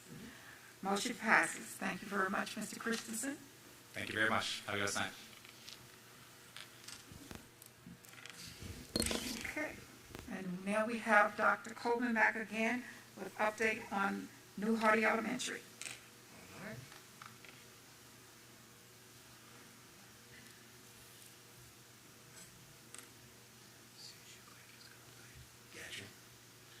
All right, we're going to jump right into this, Madam Chair, school board members, if you don't mind. And this is the drone featured once again. So I'm going to show you some highlights from exactly what's going on at New Hardy. Now, one thing that, Mr. Cooper already told me I was going to start. And one thing I want you to notice was April 4th that this actual drone shot was taken. Now, with that stated, a lot has changed since then. So if you actually drive by the site right now, if you actually drive by the site right now, it's a lot of changes that actually already have taken place. All right. So the first thing that you're going to see to your upper left is the actual construction project trailer. And that is there. Everyone, we have in weekly meetings, we have the monthly meetings, different things of that nature.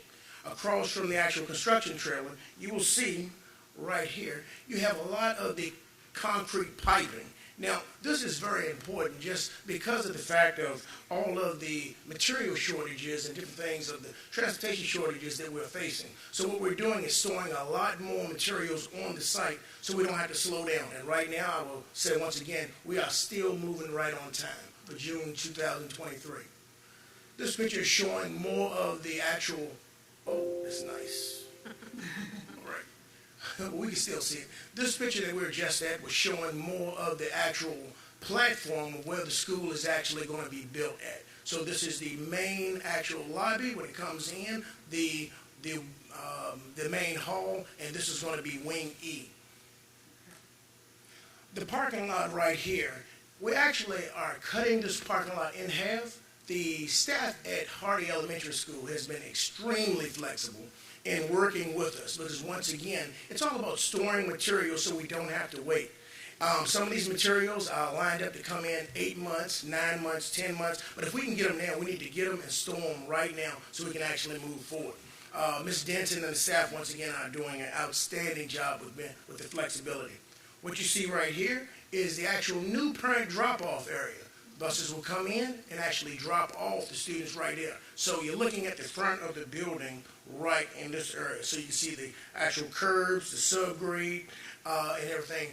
And you might go by there today and see that everything's actually already completed with the drop-off area.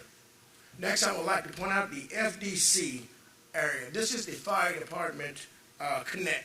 Every school has one. You see them in front of all of the schools. One of the first things that has to be put in for the actual sprinkler system. So there's going to be another vision or a shot of that, but that's what they're actually putting in here. The BMP pond is right here. It's actually gaining momentum to the extent of 2 to 4 feet of clay had to be actually put into the BMP pond for it to actually hold water. And Hardy had enough clay on site that we didn't have to outsource that. There was a huge savings for not having to outsource clay and use the clay that's on there. All right. All right. So this is another overall picture of the actual, we're going to get a closer one in a second, but burying the main electrical conduits. There we go. The closer one is going to be right about here. They're burying the main electrical conduits. Now, the electrical conduits are the main electrical component that's actually going into the school, as you can see right here. So they're burying those, and it will be GPS located. Anytime someone has to actually run water or anything from there, they can actually use that conduit right there.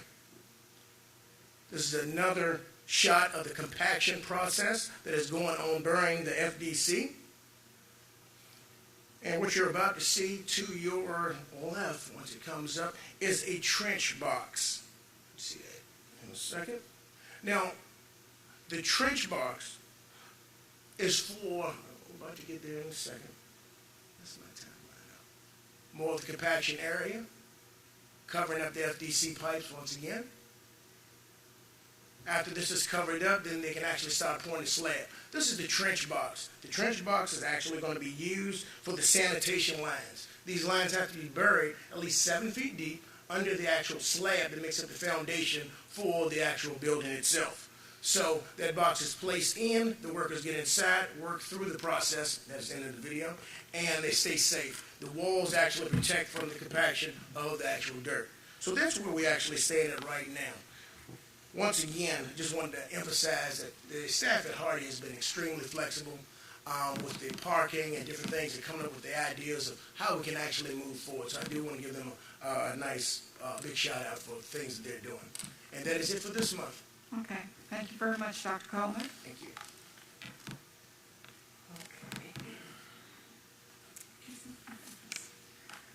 Okay. Okay. The next item on the agenda is 16.5, extended school year. No, it's 16. Oh. Sorry. Strategic plan. Is it on? Okay, got it. Strategic plan update. Sorry about that, Mrs. Briggs. That is perfectly fine, Madam Chair. Thank you for having me tonight to present the strategic plan update. I believe we've been giving you an update at every board meeting since the fall, and we just wanted to keep you in the loop as we're getting near the finish line. Just to remind everybody what our process has been with the development, we have used extensive stakeholder engagement. We have had a steering committee. We have had work groups, and those have consisted of parents, students, teachers, support staff. Several of you sitting up there tonight. I know we've had Mr. Cunningham and Mrs. Tynes who have participated. We've also had our school board liaisons, Ms. Sharp, Ms. Harris, and just the other day, Ms. Harris was mentioning to me she's going to be graduating, I think, the day after our June meeting, but she's so... Day before. The 10th. Oh, Oh, yeah. Okay. And so she is super excited that she'll be here to see the plan adopted because she said, quote, it's her passion project. I love that this is one of our students saying that this has been their passion project. So I just thought that was very, very impressive. We did have our steering committee meet 4 times in the fall. We had 31 members that made up our steering committee. And this spring, we had work groups that had over 75 people, making up 4 of the groups, who met to develop broad goal statements and objectives based on the work of the steering committee. Recently, we held community forums, April 5th and April 6th, and I will tell you, they were sparsely attended, so I don't know how to take that, but we did have 3 parents, staff members. We did have 2 students, although I think they were promised Dairy Queen for attending, so I'm not sure. But we did go through the process and talked to them about how we had gotten to this point. We went through the language, and we had a good, healthy dialogue. We asked them in groups to consider 3 key questions: what they liked about the plan, what questions do they have after reviewing the plan, and how can we make it better? And we also did the same exact thing online for a survey so that we could compare the feedback we got both in person and both online. And that is still on our website, so if people have not had a chance to provide their feedback, they can do so. We are going to convene the steering committee on April 25th. They are going to review that feedback from both the in-person forums and the online survey. We'll present you a draft plan at the next meeting in May. We'll have a public hearing May 18th as required by policy. And then we'll bring the plan with any possible tweaks or modifications based on the feedback we get from the steering committee and the public hearing. We'll bring that to you in June for adoption. Okay. Thank you. And we have a little QR code that's on our attachment. If anyone wants to quickly get to the survey, just pull this up on the agenda tonight, and you can scan that, and it'll take you right there. And I'm available to answer any questions you may have. Any questions from Ms. Briggs? Okay. Thank you, Mrs. Briggs. Thank you very much. Okay. Next we have CTE Perkins Grant, second read.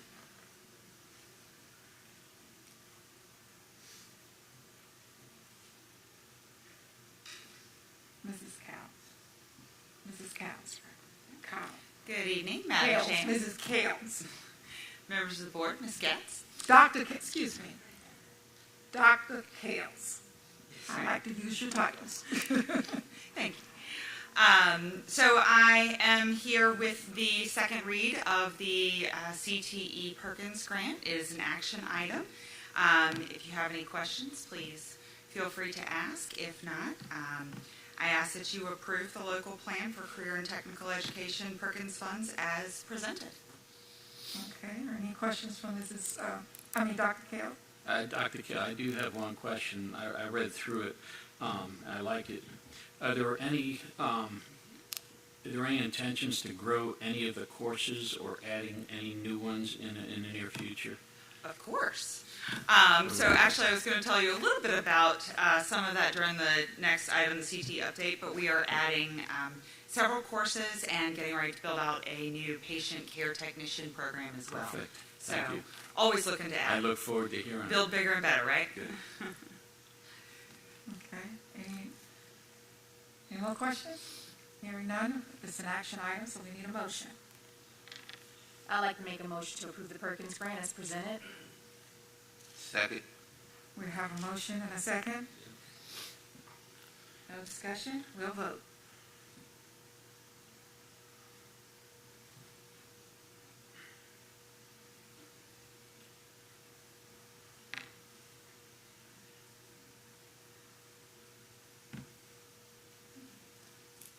Okay. We now have the Perkins Grant is passed with a 4-0 vote. Thank you, Dr. Kales. Are you up next with the next item? That's me too. Okay. Stay right here. So a few months back, I think it was February, you asked us about CTE open houses to invite our community out. So in addition to that, I just want to give you a little bit of update about what's been going on with CTE programs since the last update. So we did hold multiple CTE open houses. We had them scheduled kind of in the same week, and then the weather just didn't play nice with us. So we ended up having one before spring break and one after. It was an opportunity for anyone in the community, particularly students and parents, to come out and ask questions, learn about different career options, the certifications that are part of each program.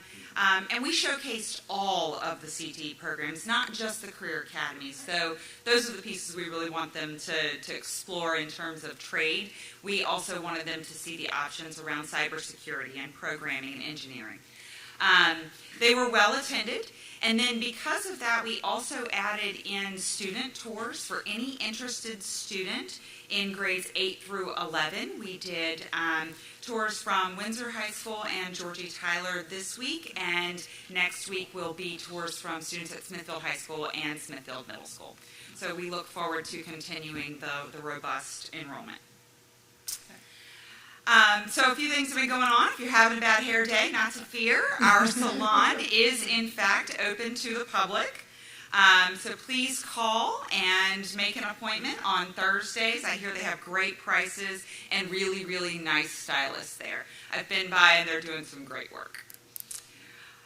Clinicals have begun. Our CNAs are currently completing their clinicals at Riverside right here in Smithfield. And I believe next week is the last week, and they'll have accumulated all 40 hours for their clinicals. Okay. And Ms. Carter has 100% on that test, so they do a really good job. Okay. At the farm, it was Ag Literacy Week a couple weeks back, and so students from pre-K through 3 came out to the farm. They got a story about agriculture and literacy and animals, and then they got to see the animals, and Chartwell's donated some ice cream, so they really enjoyed that at the end. Okay. Our FFA continues to lead the way in community service. Recently, this doesn't, to most people this wouldn't look like a big deal, but they did a disposal of tractor tires. And I was in conversation with a local farmer, and he was telling me this is actually a tremendous cost savings for them, that the disposal of a tire, in addition to the cost of replacing the tire, can cost a farmer anywhere from $200 to $1,000, depending on the size of the tire. So it's a great service to our local ag industry, and it was part of the peanut soil and water conservation. Our horticulture students are putting a little spring in the step at the Windsor Consulate Home. They are creating spring wreaths that are going to be donated to help spruce up and just let the sun shine in with all those pretty flowers. Also in horticulture, they have started on their spring bedding plant sale. Here we have students preparing the beds and outside and in the greenhouse. They'll be selling these bedding plants to teachers and community members. And this is all part of the Grow Your Own Food initiative, so to teach students how to create that garden at home and grow their own food. Something I'm really excited to share, it's official. We have a youth registered apprenticeship that will begin in September 2022. So students, seniors, we're looking specifically at students who are wrapping up Welding 3, will be going to Liebherr. They'll take 2 courses online through Virtual Virginia, and then they'll actually spend 4 days a week at Liebherr earning hours towards their apprenticeship. They'll be paid and treated like employees, and they'll have to apply. So we are really excited to dabble in this area. We told you that Chesapeake was interested in coming to see our facility, and they did come. They brought a very sizable group with them.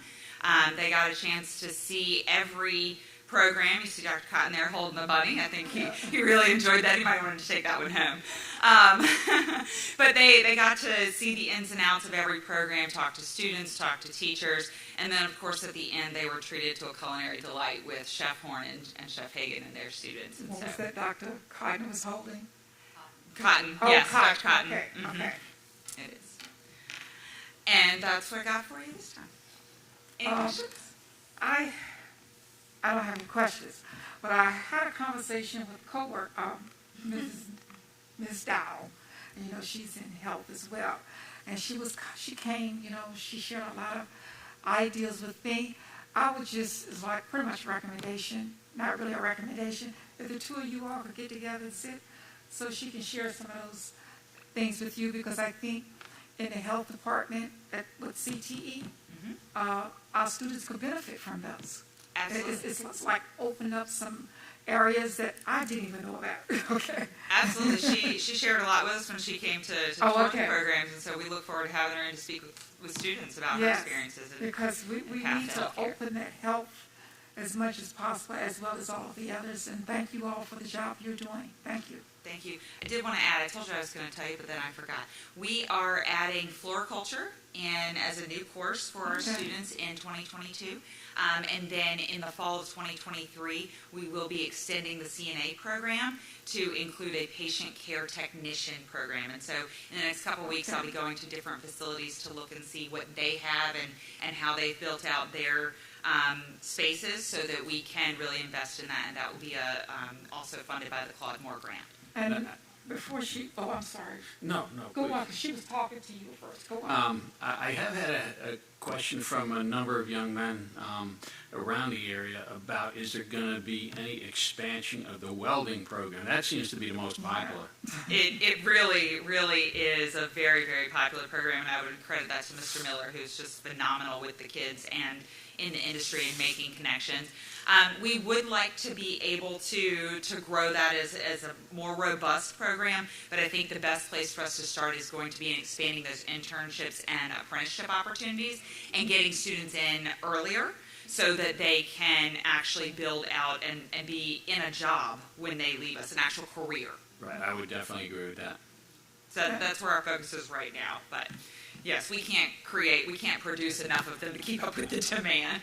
And I know Mr. Collick mentioned young men have been asking him about the program. Do we have any females enrolled in the program, welding program? Yes, ma'am. Okay, we do. All right. The patient care technician, what is that exactly? Like, what is that going to entail? So that's part of what we're building out with Claude Moore. It's a conglomerate, so it'll be a partnership with us, Portsmouth, and with Chesapeake, and the three different. So we'll build out that curriculum in conjunction with VDOE, and then we will add. It's a lot of like the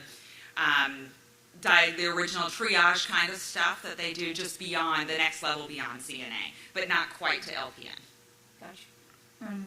And before Dr. Carroll's leave, I want to mention that social media is not bad. I just happen to have some friends on social media, and they're in the Portsmouth School District. And they're not really the school district government. And they happen to mention their program there.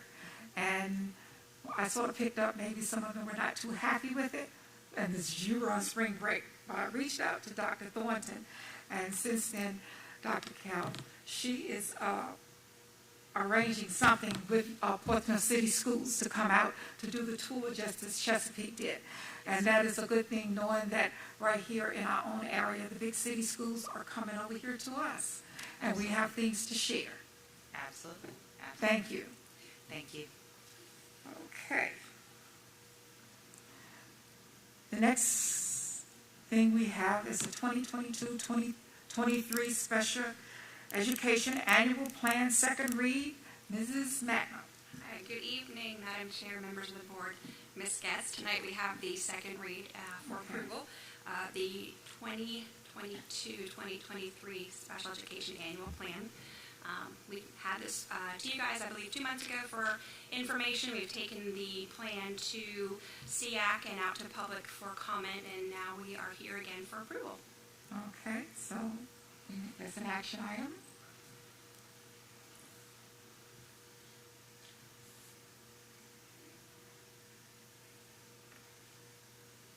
They're getting there.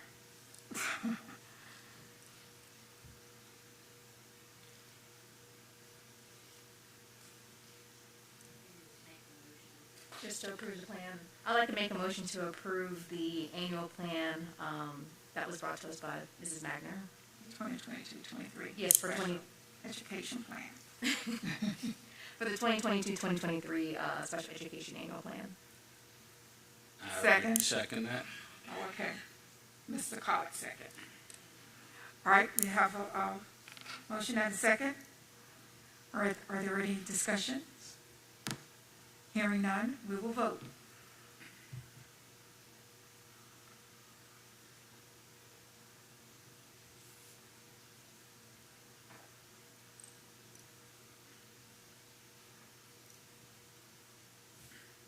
Motion passes with 4 votes. Thank you, Ms. Mack. Thank you. I actually have the Then next. right, the extended school year services proposal for summer program. Yes, and this is for information. This is our extended school year offer for this summer. It will be through essentially the month of July with the exception of Fridays. We run our program in the morning, so you'll notice here the program hours are 8:30 to 12:15. It will be a total of 15 instructional days. Based on previous summers, we do expect about 20 to 25 students, and we guesstimate the need for about 6 teachers and 6 instructional assistants. So, Okay. this is for information, and I'm happy to answer any questions if you have any. And actually what that plan is about, the program that Ms. Magnum works with, director of, we have students on this individualized special plans. Some of those students, they're not just 10-month students. Their plan is written for 12 months, so we have to extend their school year. Sure, and these students actually are on the verge, for example, of learning a new skill, Right. or data shows that with the break of Right. summer, there would be significant regression. So each IEPT makes a determination individually whether or not a student would require this need. Okay. Yeah, thank you. Thank you. I do have one question. Sure. So this goes from July 5th, so day after the 4th of July, so it looks like they're getting about 2 weeks off from the end of school up until when this starts, and then until 28th of July. I don't have the calendar in front of me. I can't find it real quickly. When exactly does school start up again? September For them? 8th. So they're going to be off for about 5 weeks between them. How healthy is that for the most of these kids? I know some kids would be very unhealthy for. So I'm just curious about that. Absolutely. This is one option for extended school year services.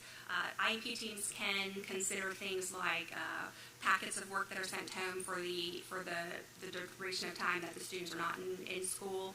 They can consider other options as well. This is one option that typically most of our kiddos do benefit from, and but again, there is flexibility for each student, and that's dependent on the IEP team and what they decide.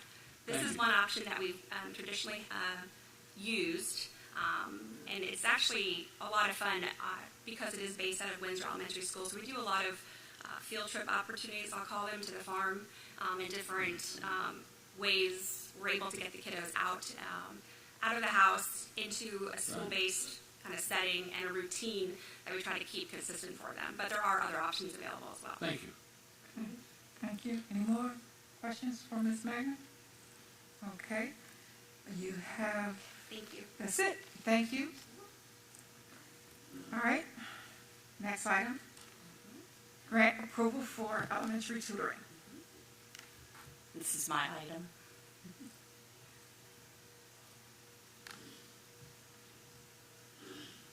Thank you.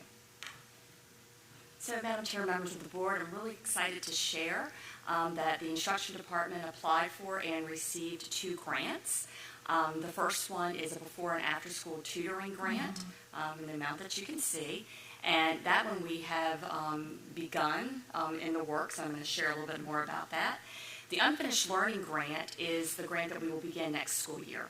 And we are in the process of finalizing that, but what it's going to look like is during the school day, we are going to hire tutors to come in and work with small groups of students who have large learning gaps, who are not on grade level, who need extra time on certain skills. It may not be the same students all the time, probably not the same students throughout the year, but students who need that additional attention based on whatever skills that they have not successfully mastered. We are hoping, and this is my big plug out there, that retired teachers will want to come and participate in being a tutor for us. We're looking at about 20 hours a week. We're looking at reading and math tutoring. So crossing our fingers that those retired teachers out there want to come back and help us earn a little money and 20 hours a week. So that'll be, I'll bring more to you about that in the fall. Okay. So the before and after school tutoring program in elementary schools, it's in all 5 of our elementaries. We're focusing on grades 2 through 5. And those students have really been hit hard by the pandemic. 2 days a week at each school. Reading and math skills are being taught. Small group sizes around 10 per teacher. And we're targeting 30 to 50 students at each of those schools. And we really are looking at those students who are just below grade level. So, not significantly years behind. These are students for this program, for the tutoring program, are the students who are just below, who with a little extra push can get on grade level before the summer break begins. And then just because, hey, this is way cuter than I am, so just a few pictures of our cute little kids coming. We give them snacks either before or after school and try to make it fun because they are doing, something more than just the regular school day. So finally, I do ask tonight that this is an action item for you to request from the Board of Supervisors that we appropriate these funds and those amounts, please. Okay. We need a motion. You said it's, I'm sorry. Go ahead. I'm You sorry. said it was at all the elementary schools? All elementary schools are doing the before or after school. So how do you get your child in there? Like, what's the criteria? What do you... Yeah, so if your student was one who was in that band of just below grade level in math or reading, the teacher would reach out and we don't have transportation, so that's been a little bit limiting because we did not have the transportation. Our difficulties with transportation. It wasn't a possibility this year. So parents do have to either bring them early or pick them up late if it's an after school. But I would encourage, if anyone is listening and is interested, please reach out to the teacher or the school administration. Okay. Thank you.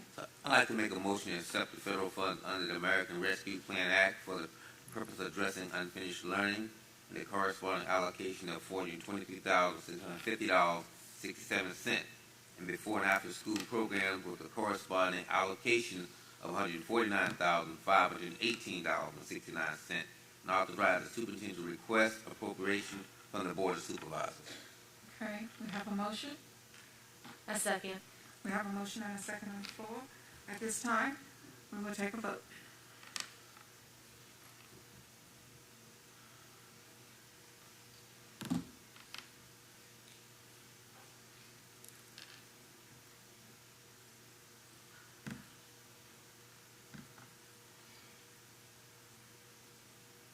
Okay, motion passes with 4. Thank you. All right, are you next up? Let me find, got it. So before you will see the additions to the superintendent designees, and just as another action item, please. Yes. You got it? I would like, we make a motion. So I'd like to make a motion to appoint Dr. Christopher Coleman as the superintendent's designee and remove Mr. Michael Lombardo. And wasn't Mrs. Getz on there as well? Yes, I'm already on there, as Okay. is Mr. Kepnes, so this is just removing Mr. Lombardo and adding Dr. Coleman. Yes. All right. Thank And you. if those of you that are not aware, we did this in January at reorganization, but because Mr. Lombardo will be leaving us in July, we have to update this again. Correct. And he's leaving us because he's retiring. He is. Madam Chair, I'll second that. Okay, we have a motion and a second. Okay, we need a vote.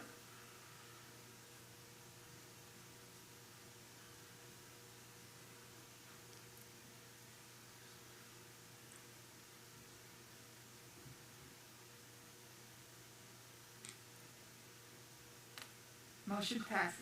Thank you. All right. And the next item on the agenda is school board meeting location. Madam Chair, I believe this is an item that you all were going to discuss tonight about changing the location to Westside permanently. I thought we had a discussion about it earlier, right?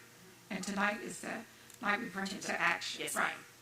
Are any more discussions on that? I'd like to make a motion to change the location of the school board meeting to the auditorium at Westside Elementary School. I second. We have a motion and a second to change our board meetings permanently to Westside Elementary School. At this time, we will take a vote.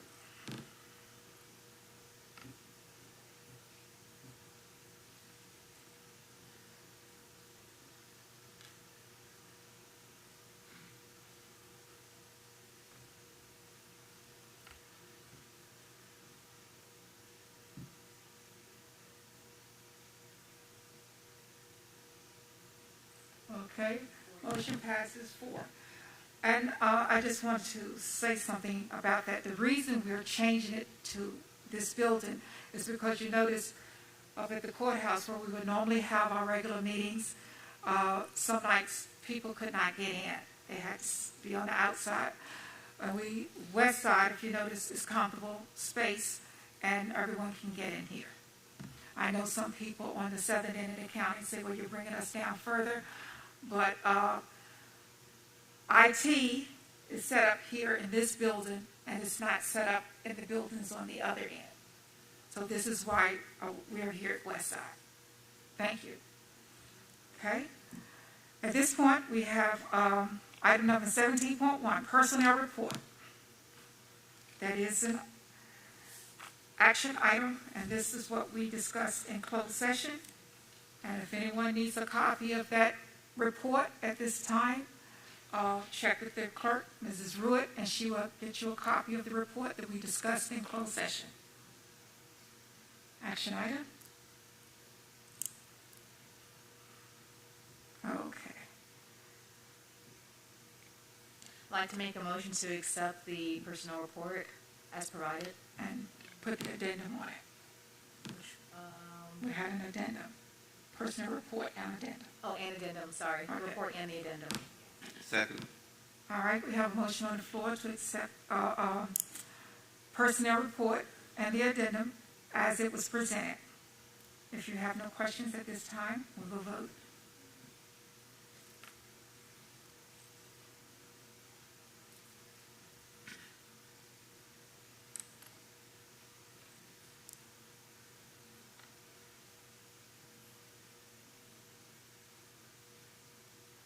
Motion passes with 4. Thank you. All right. Next slide. We have adoption of consent agenda, which includes meeting minutes, donations, financials.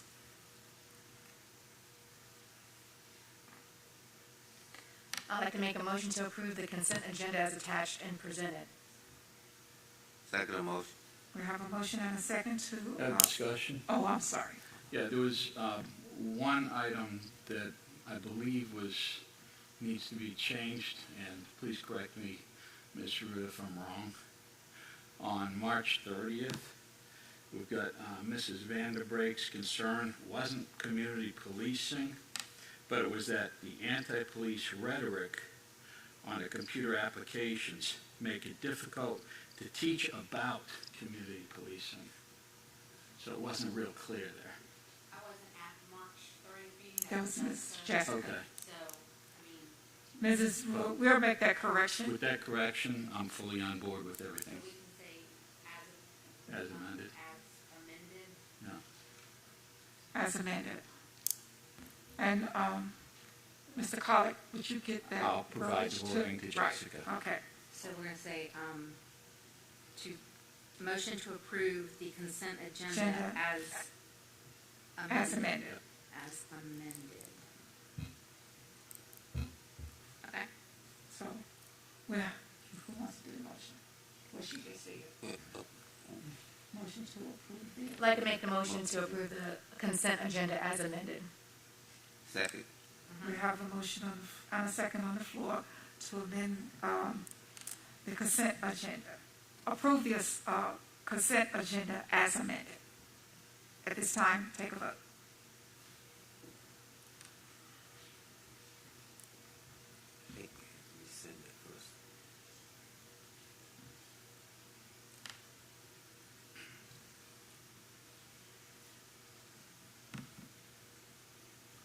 Okay, motion passes with 4 votes.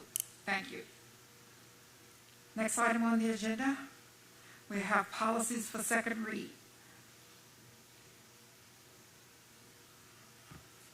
And this is an action item. I'd like to make a motion to approve the policy KLB as presented. We have a second? A second. All right, we have a motion and a second. Madam Chair, I'd like discussion. I'm gonna get to, as soon as I said, I was gonna say it, okay? You're good. We have a motion on the floor and a second for the KLB policies. At this time, are there any discussions? Yes, Madam Chair. I do have concerns where it says materials shall not be removed because of partisan or doctrinal disapproval. So I do have a question on who will consider a topic partisan. And then if the material of political, isn't the material of a political nature, if it's considered partisan to want it to remove it, it will be just as partisan to want to retain it, just by definition. So political issues, under no circumstances, should be part of the curriculum to start with. So I think the body of that language needs to change. That's KLB. That's, I do have one more statement on there. It says it further states, the decision of the superintendent may be appealed to the school board or reviewed at the school board's request. And I'm kind of confused on what that means.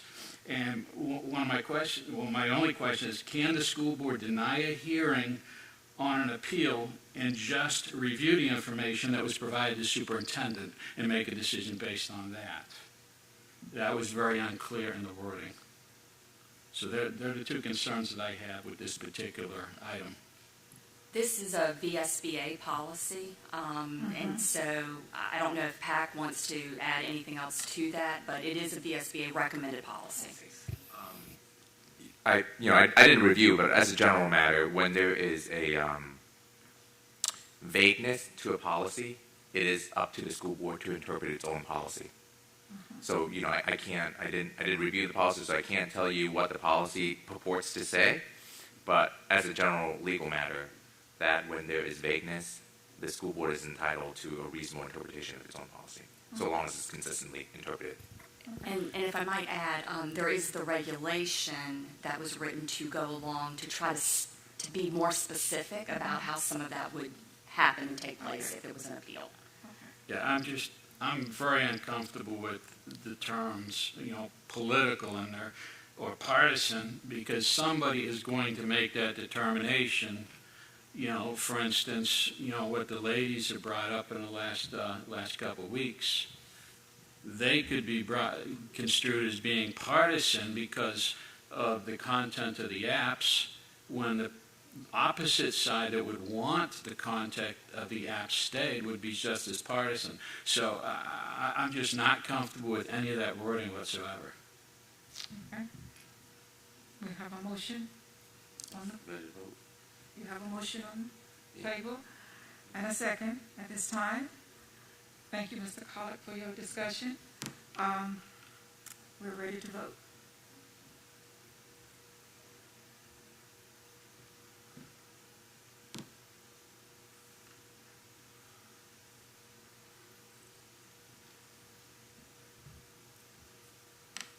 Okay. Motion passes with 3-1. Thank you. At this time, we have regulations and exhibits. And that will be, is it Ms.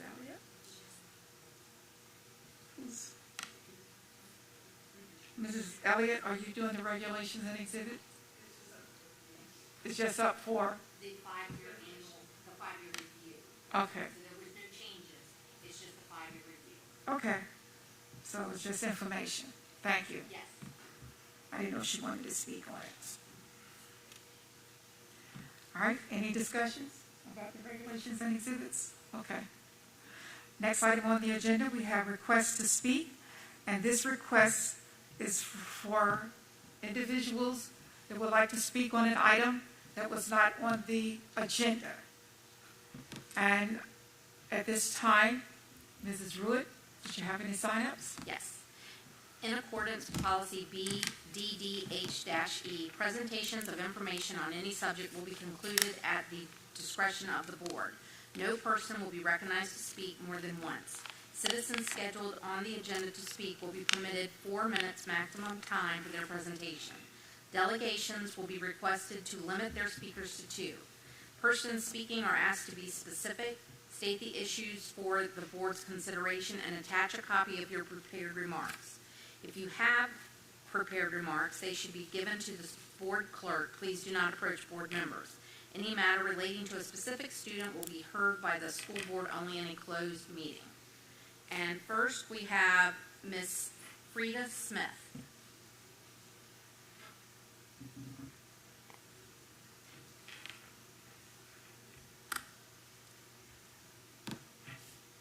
If you just state your name and the district. Thank you.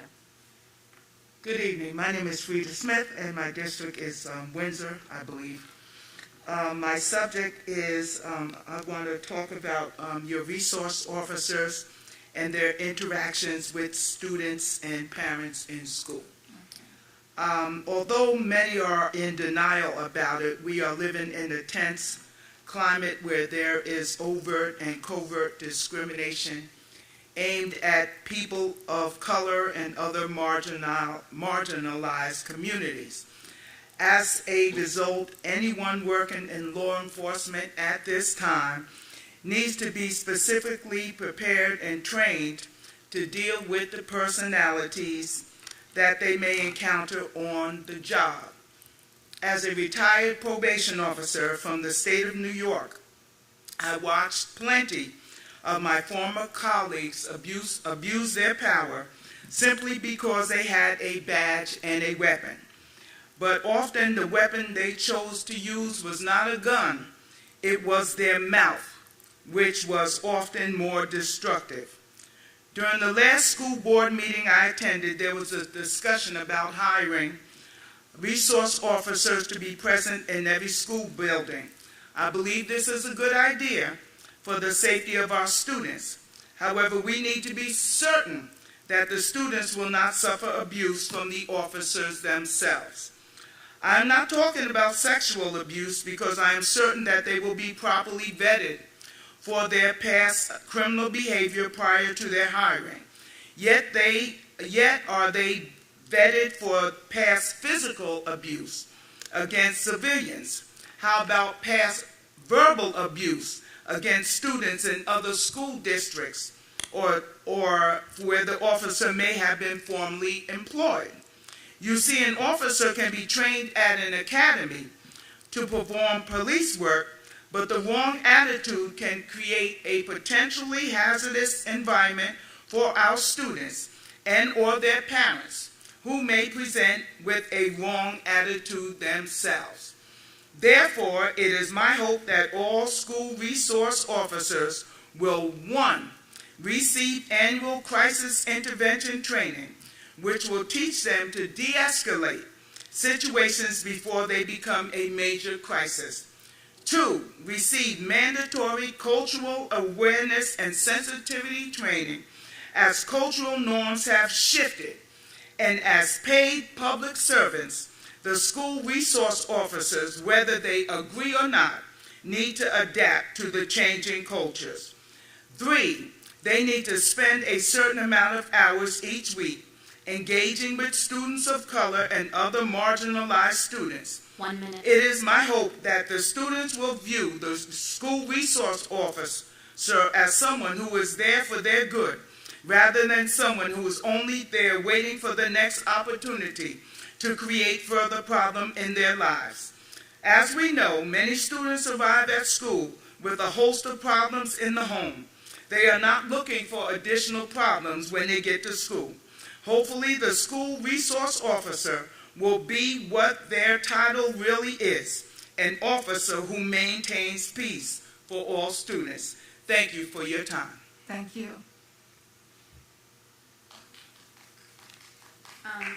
Ms. Williams?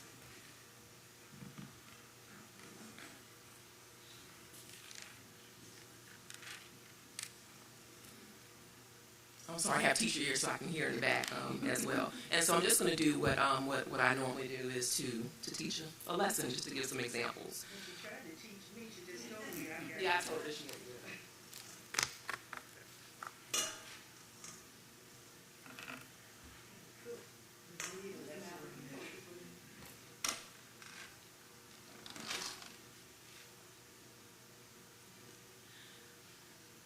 So this is a word from one of my seniors, and I normally, my students for some reason, I guess they love me so much and they just move up with me. So this is what she said yesterday. So I choose to think and talk about solutions and not assumptions that further draws a line within a division. So what confuses me about the banning of specific pieces of literature as an English teacher is the fact that many of these books that you hear people talking about are focused on only minority authors. But everyone seems to forget about the crime, the punishment, and the questionable themes in the classical texts that we have been teaching for years. The Great Gatsby, Macbeth, Sinners in the Hands of an Angry God. So everyone seems to forget about a curriculum that has never been diverse. So when I hear people stating that we need to get back to the basics, I think that the basics do not deal with the truth and that our students must face when they enter an unprepared world. So I want us to take a look at 3 words that I think that people kind of make their own connotation for it. With social, emotional, and learning in its singularity. So social means relating to a society, and emotional means relating to a person's emotions. And learning is the acquisition of knowledge and skills through experience, study, or being taught. So here's an example of what I normally do in my classroom. And I'm very selective about what I choose for my students, and I guess my parents, they do trust me as a teacher, just to be able to choose the text that will be able to relate to his or her experiences. So we read a text called an excerpt from Crime and Punishment, and so I had some eggs, and I said, well, what are some things that you face within today's society? And so the kids began to speak, and this is what they are saying, not me. So crime, abandonment, societal values, and punishment. So each egg represents a specific thing and a specific emotion. And so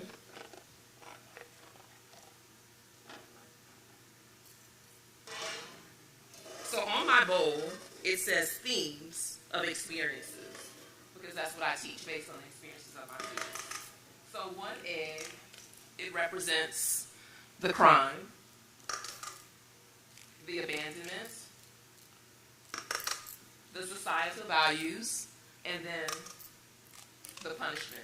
And I put everything together. And I normally have different things they can add in, because this is the themes from the text that I'm about to teach, but I want to understand their emotions and their moods. So they might sprinkle some parsley that represents their depression or their anxiety, and then what we do, we just mix everything up. And they say, Ms. Williams, what are you doing? I said, I'm mixing up your life so that you can be able to relate it to the text that we're getting ready to read. And so in the crime and punishment text, and you can open that up for me, Mr. Mallory.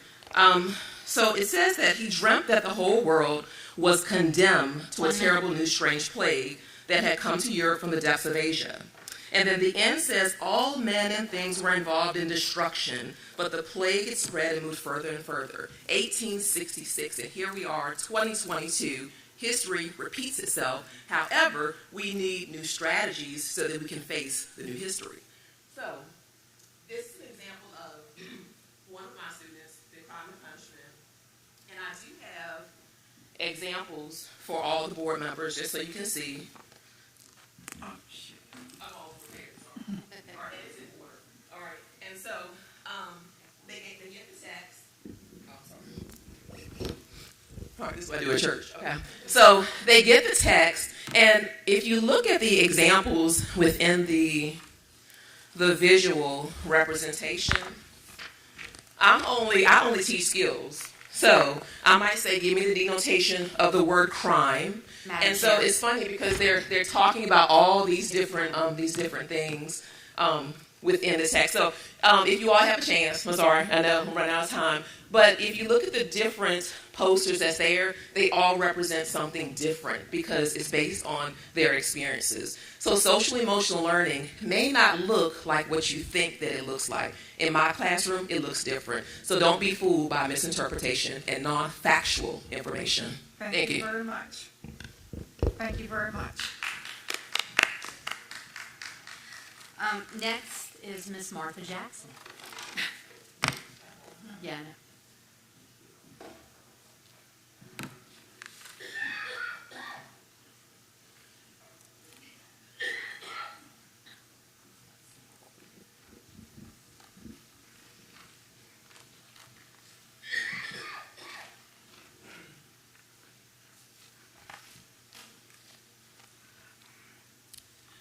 I want to speak on togetherness, board togetherness. We're all in it together.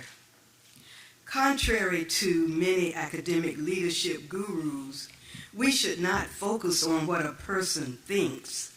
We should care about the behaviors a person exhibits. Several comments made at the public hearing for a new superintendent, 19 April 2022, spoke to what we want versus what we need. Wants are like gifts. Needs